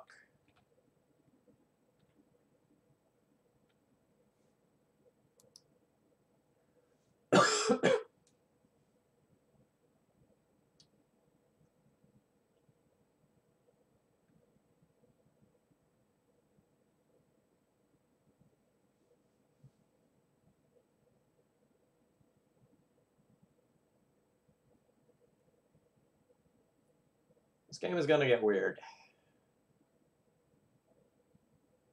I mean, it already is, but it's going to get weirder.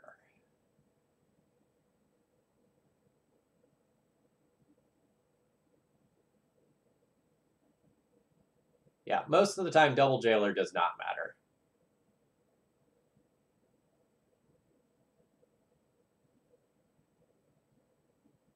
Like, a Vryn Wingmare would have been something that would have been super relevant as well. Just, like, I only had a single white mana when I was making my decisions last turn. So going and having, like, a 1 white tutorable flyer was super relevant there.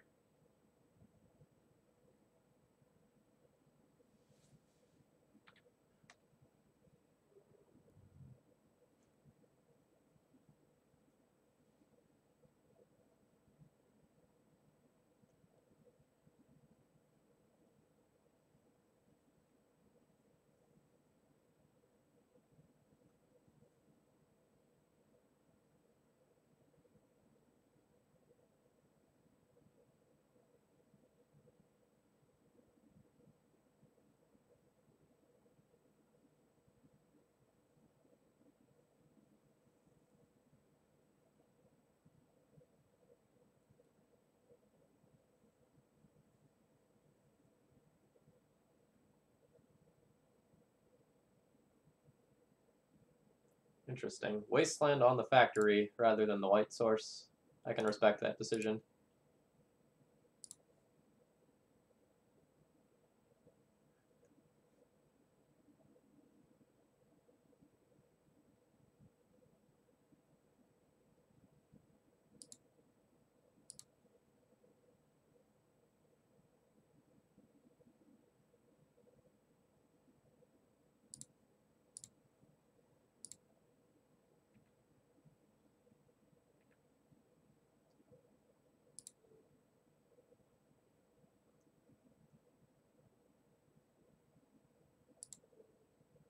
If my opponent bolts something, I would rather it be the recruiter than the jailer.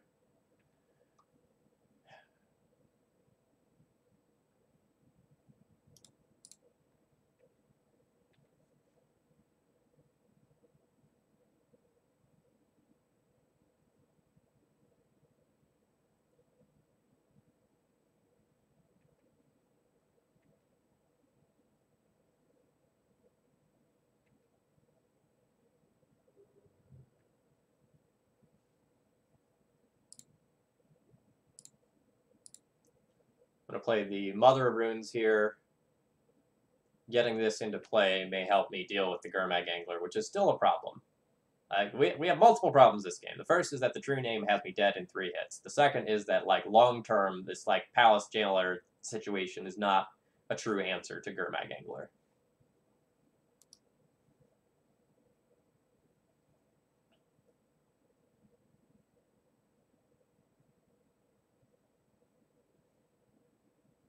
Stoneforge for Batterskull or sort of Fire and Ice, though, that could be decent.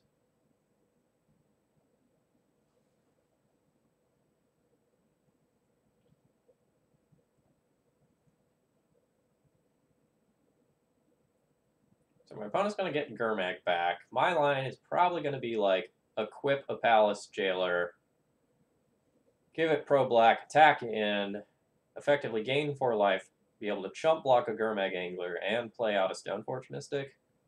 Getting Batterskull, I think.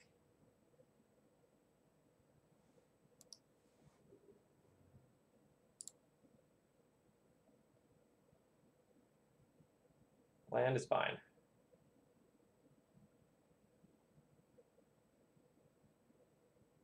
I can still play a Stoneforge around a daze post-combat. I couldn't play it around double days, but that's okay. I don't think I want to telegraph the Stoneforge too early.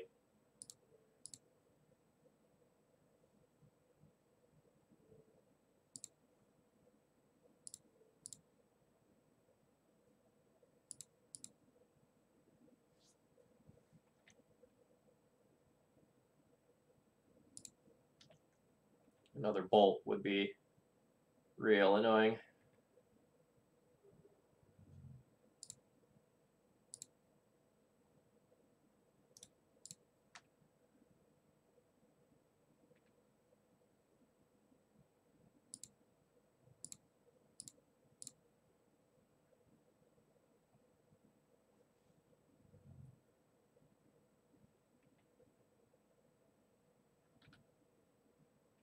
Swords to Plowshares?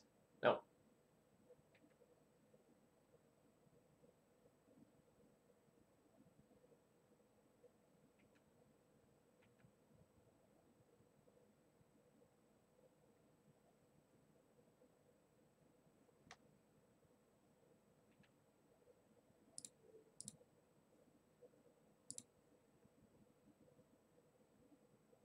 I'm also going to gain 2 life now.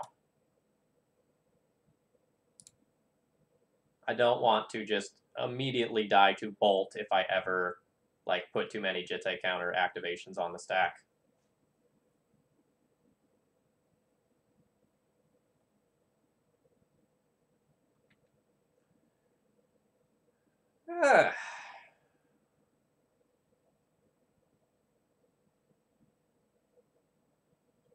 All right, Bob.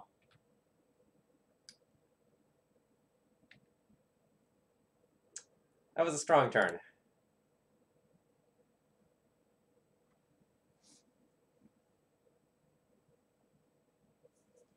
Can I live? So if I go Thalia, equip Thalia, I can block a Gurmag Angler, pump, damage, kill an Angler, block an Angler with Mom, shump block another one with Jailer, and live, but will die to Bolt.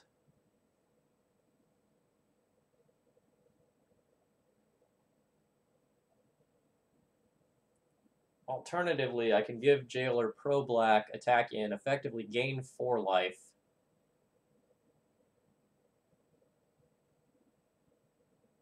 Then equip to Thalia, block 1 Gurmag. No, it's worse. I will not take the Monarch back, but I think that's okay.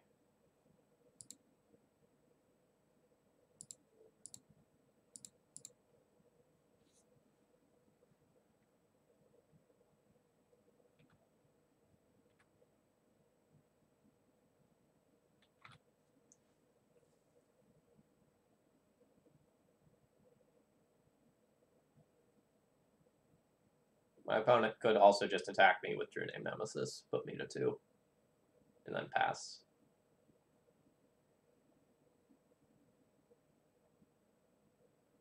Since they're the Monarch, the world is their oyster.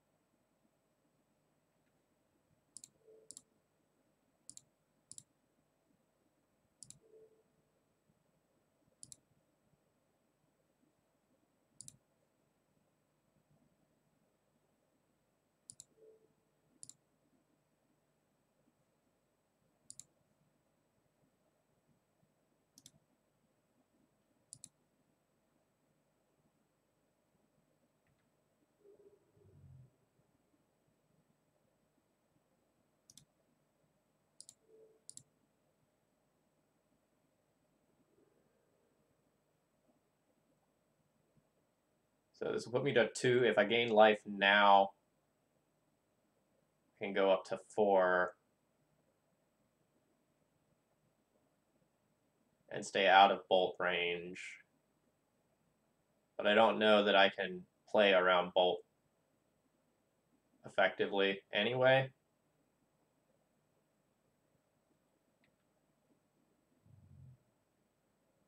I think I'm just going to accept that.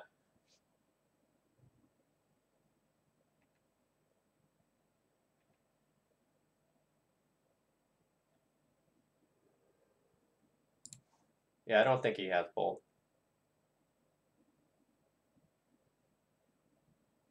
Ooh!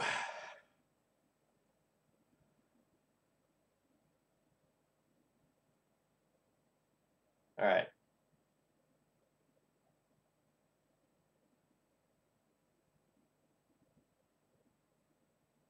No, we might be killing her on Thalia. So I think I can attack in, get 2 more counters on Jitte, use 1 Jitte counter to kill Thalia, cast Batter Skull, and if that resolves, I now have something that can beat the board. We get super screwed if my opponent has a Daze, though.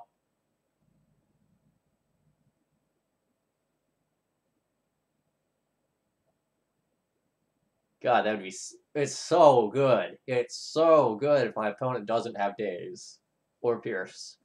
Or Force plus blue card.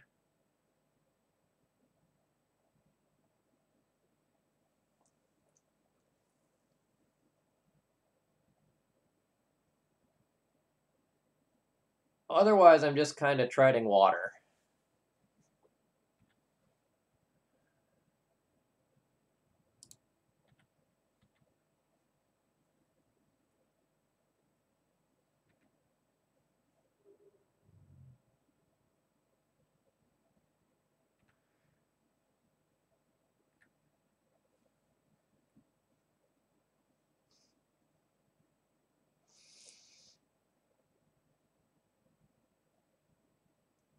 I'm gonna feel so smart if this works.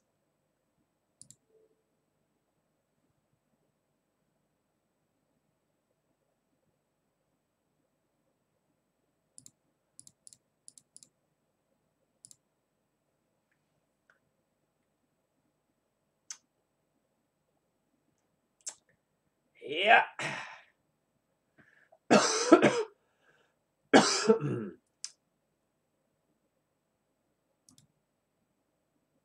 Alright, so I am just dead now, right? I block a Gurmag Angler. Yep.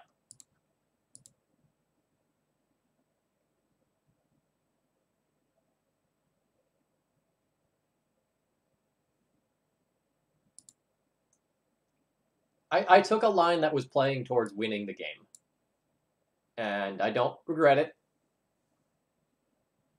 We were kind of at an awkward parity where, since my opponent has like a bunch of bolts and removal spells that will eventually break up what I'm doing with Mother of Runes, I don't regret going for it. It kind of is what it is there.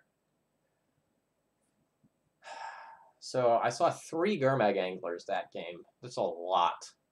That might even make me consider Rest in Peace on the play.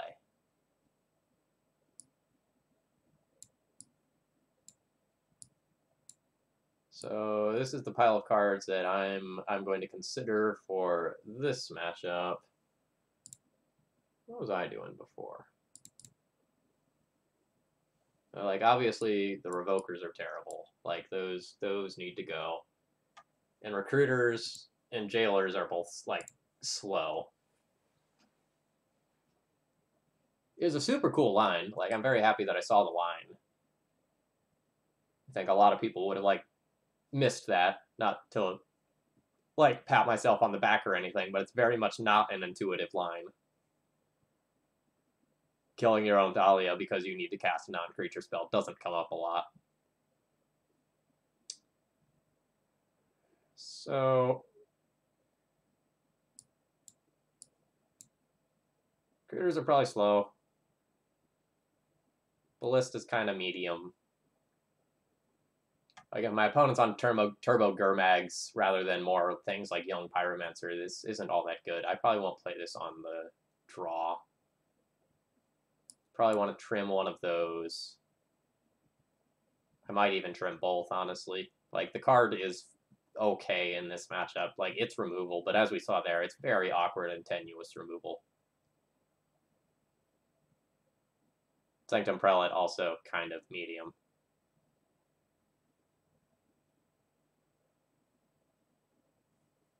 I almost like it here just because like we have a few more 3-mana removal spells than usual. So I'm not just like 100% stone dead to something.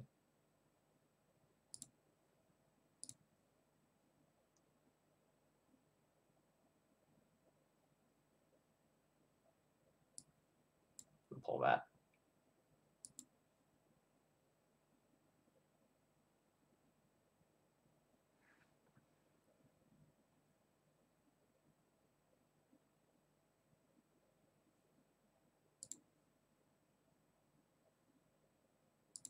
Easy mulligan. Easy keep. Sounds fantastic.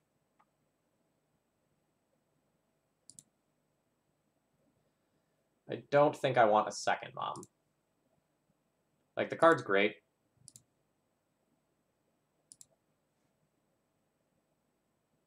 But, like, there's real diminishing returns on how good they are. If the first one draws out a removal spell, then I'm fine just jamming Stoneforge Mystic. And if the first one doesn't draw out a removal spell, then like I don't need the second. Yeah, O-Ring is for things like show and tell, and it's just like flexible and can be fine elsewhere. You're very rarely like thrilled to have O-Ring in any non-show and tell matchup, but it's a card that's fine. And like you'll begrudgingly bring it in a lot. It's too expensive, it's awkward with Thalia. But sometimes you just like need another answer to things like Umazawa's Jitte or something like that, and you're okay with playing the card. Now I'll jam Thalia over Stoneforge Mystic.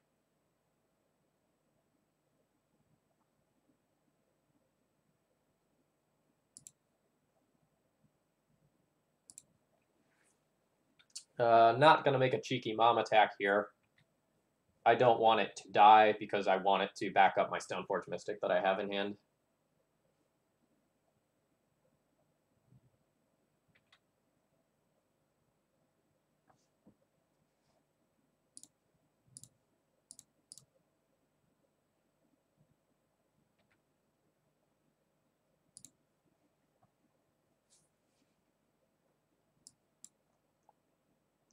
I'm going to get Sword of Fire and Ice here. My ideal world involves me, like, drawing a land so that I can, like, both play Sarah Avenger and put in Sword of Fire and Ice next turn. That would be great. More generally, I don't want to get, like, Batterskull or Jitte and have it just, like, blanked by a True Name Nemesis in 2 turns, or put me into risky scenarios where I have to tap my mom to accomplish anything.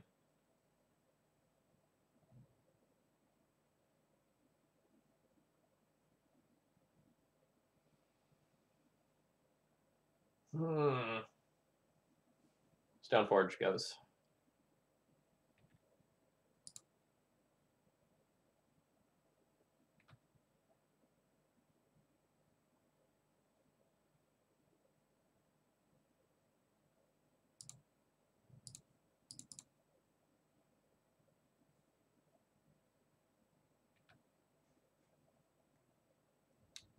I'll be porting my opponent off of black here for Gurmag Angler reasons and discard for my sword.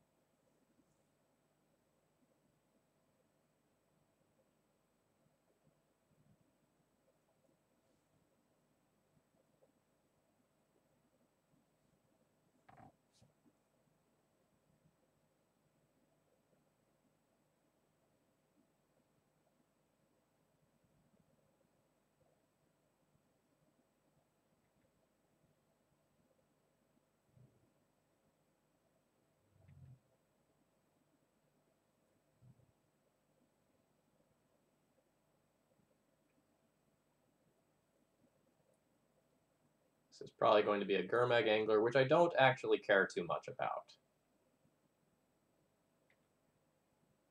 Like, both of the cards in my hand are of excellent quality.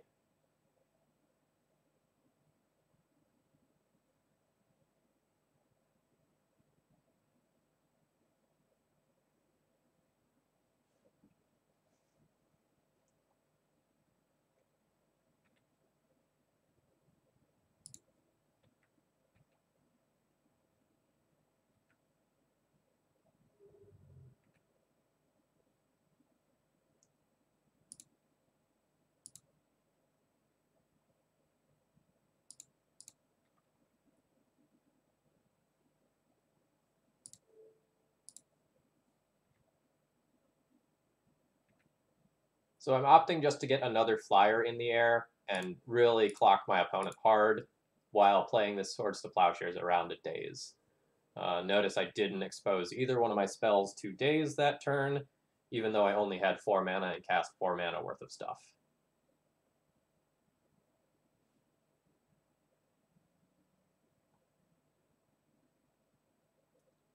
Did that ban restricted announcement happen today? I know it was soon. Was it today? Did anything change in any formats?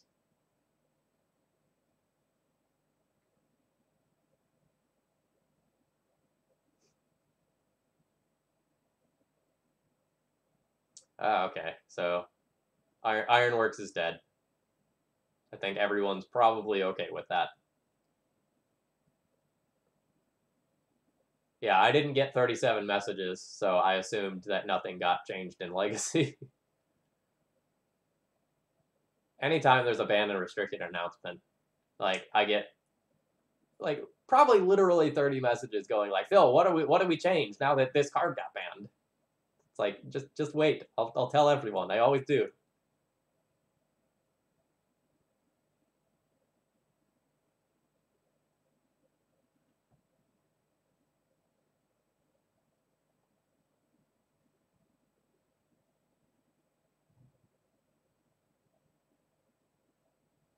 We are 2-2. Some things have not broken our way tonight, although I think we played very well.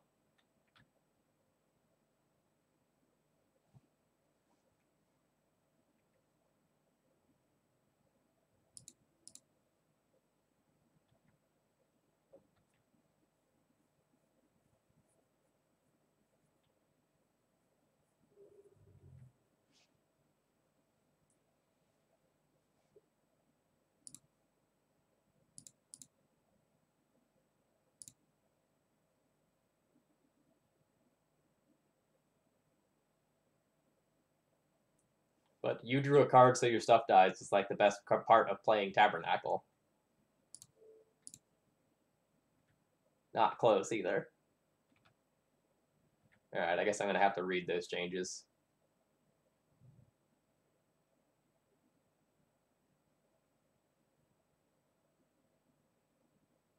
It's the whole point of, like, packs, though. You're supposed to, like, die if you forget.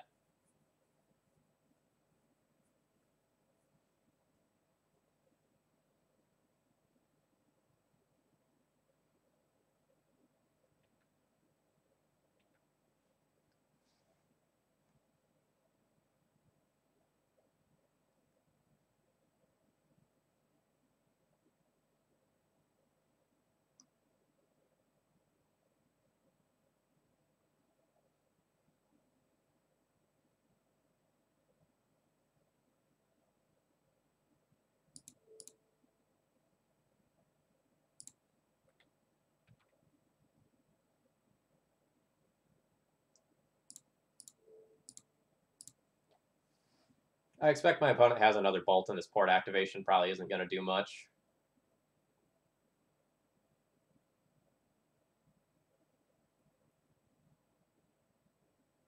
Let's hope it's not something stupid like electric or overloaded. That's fine. Please don't have Dread of Night.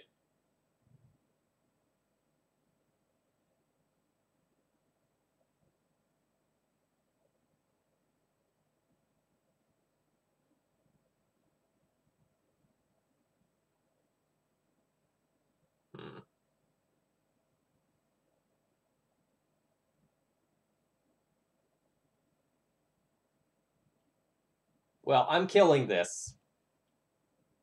I mean, that's clear. That has to happen.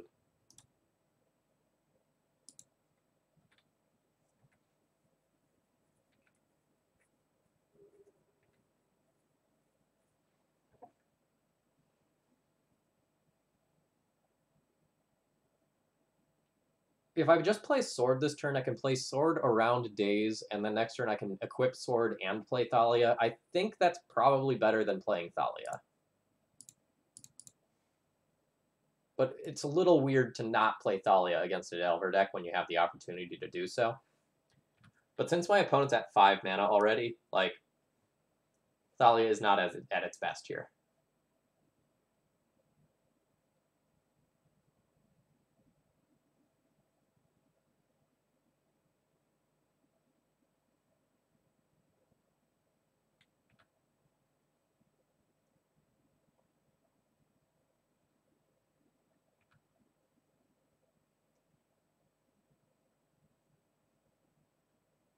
All right, I think we're just going to have a good old-fashioned race.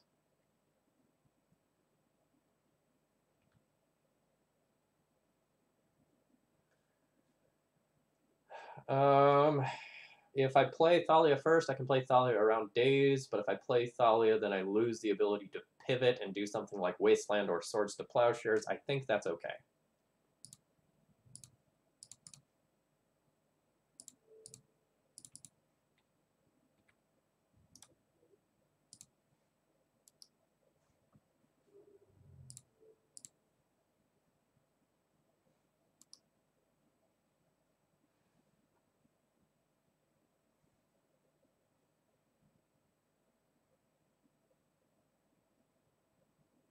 What a complicated game 1 and game 2 here. Like, if you just kind of look at the clocks don't usually go this low in this matchup.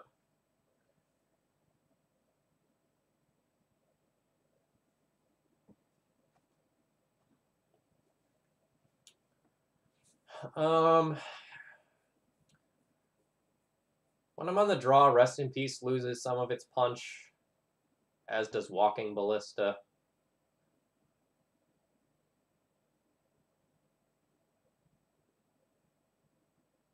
Sanctum Prelate, Recruiter, and Jailer are the only things that I could really consider bringing in. They're all kind of medium again.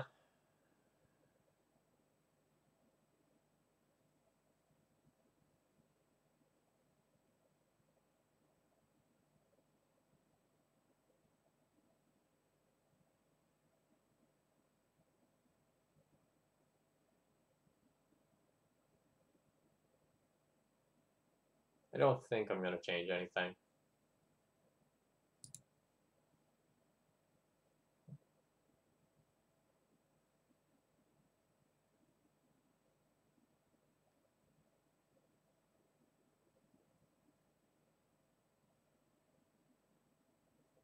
I'm going to keep this one. It is land light, but I have 4 1-drops in hand, and they're all amazing in the matchup.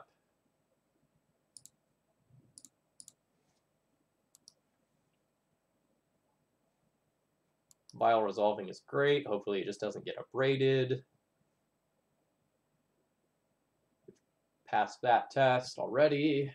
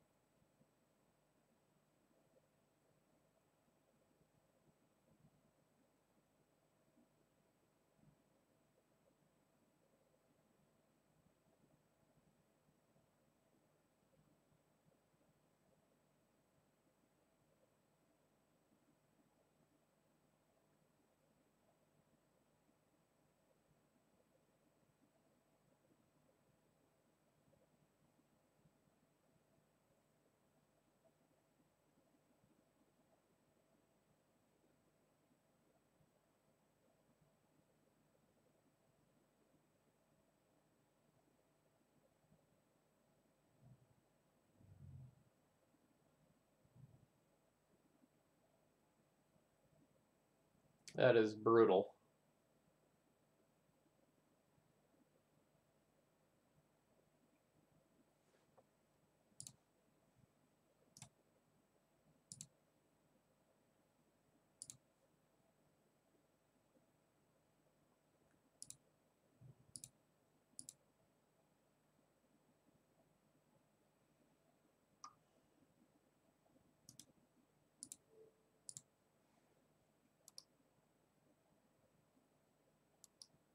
I don't, like, really want to wasteland my opponent, but it's something that has to be done.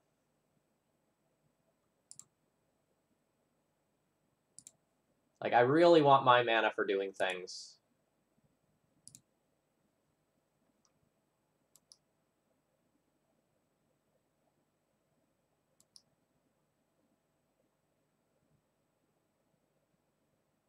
Gurmag Angler. Like, my opponent's on a turbo Gurmag Angler list with Thought Scours.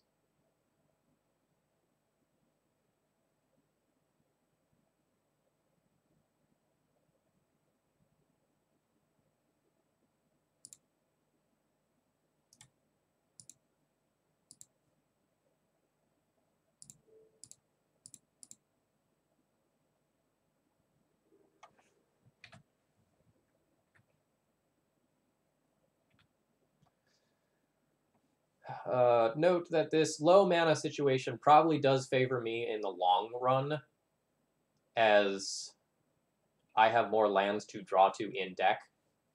In the short term, my opponent is going to be able to do more. But as soon as I get a land, I just... Especially if it's just a basic Plains, because that card's very good, I feel great about my position.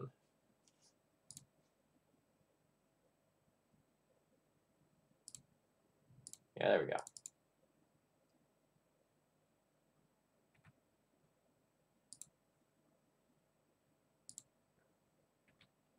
We're getting Batterskull here to have a threat, and I also do have Sword of Fire and Ice to back it up, and my opponent has used an Abrade. I don't know how many of those they actually have.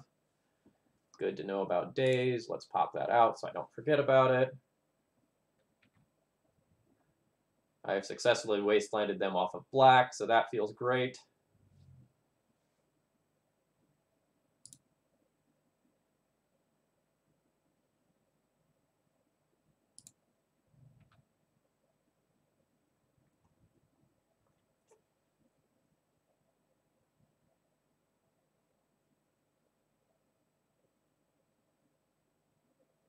All right, that is annoying.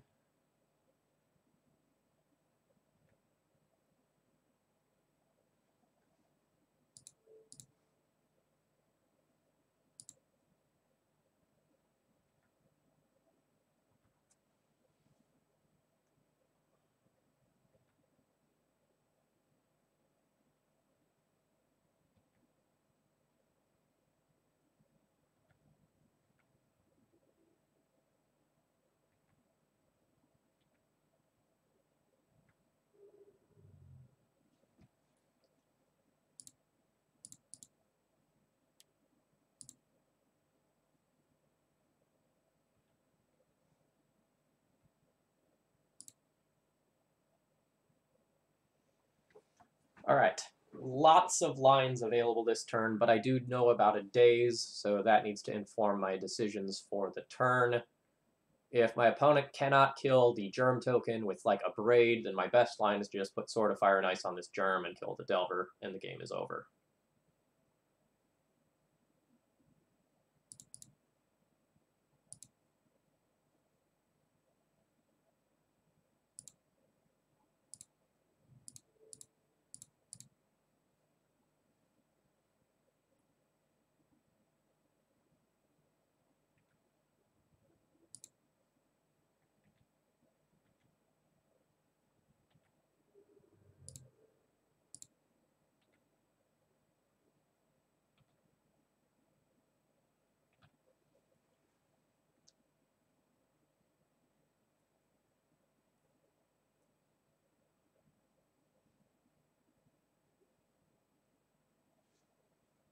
That was a hell of a set right there.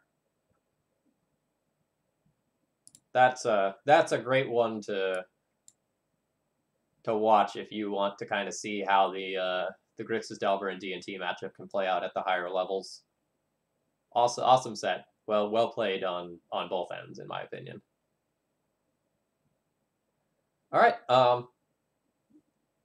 List feels good, right? Like we 3-2'd, but the losses were a bit out of our controls. It's not like, you know, any decisions that the list made would have made a difference, you know, when we just kind of got by Ant on turn one of those games, and we got turn one Grizzlebrand a bunch. Like, those are outside of our control. Those happen. List feels fine. Playing something like this at your local event or even an open would be totally reasonable. Whether or not Ancient Tomb and Mishra's Factory are actually better than just Plains, you know, that's unclear. And more than anything else, it's going to kind of come down to opinion and feel on that sort of thing. I tend to lean towards just the stability of basic Plains. Sideboard options felt good. I don't really know that the Oblivion Ring is necessary. Like the third 3-mana answer to something, maybe not ideal. I don't think it's bad. I think it's absolutely fine. But if I wanted to change any card in the sideboard to make my in-out numbers work somewhere else, this would be the one I would look at cutting. Though if I were to make any other changes to the deck, you know what it would be? Connor. You know. It's Snow-Covered Plains. I had to beat that dead horse one more time. But yeah, list feels good. I would definitely feel comfortable using this as a starting point for going into a tournament. So I'm going to be back on Wednesday night with... Okay, Phil, quick question. Why only 3 moms in the generic D&T list on your website? Hold on. Let me see when that's from. So that is a deck list from November when Control was super heavy, and I first switched to 3 Chalice of the Void in order to kind of like hedge against that. Like my own mom and Chalice Nanbo, I cut one from the main deck.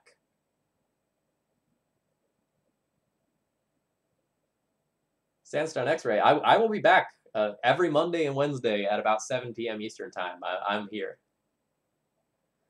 All right.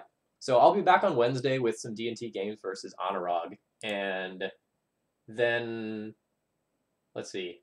So then that'll be Saturday. I've got some D&T cooking. And then I've got a few other streams later on in the month. On the 30th, I'm going to have sort of a D&T celebration stream where we go and play an old D&T list, you know, maybe one from like 2006 or something like that. So that'll be fun.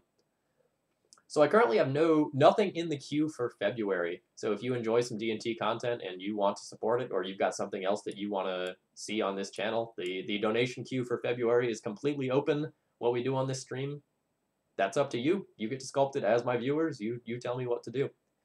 All right, folks, I'm going to go ahead and turn you over to someone else who is playing some Legacy. It looks like someone is playing some Blue-Red Delver.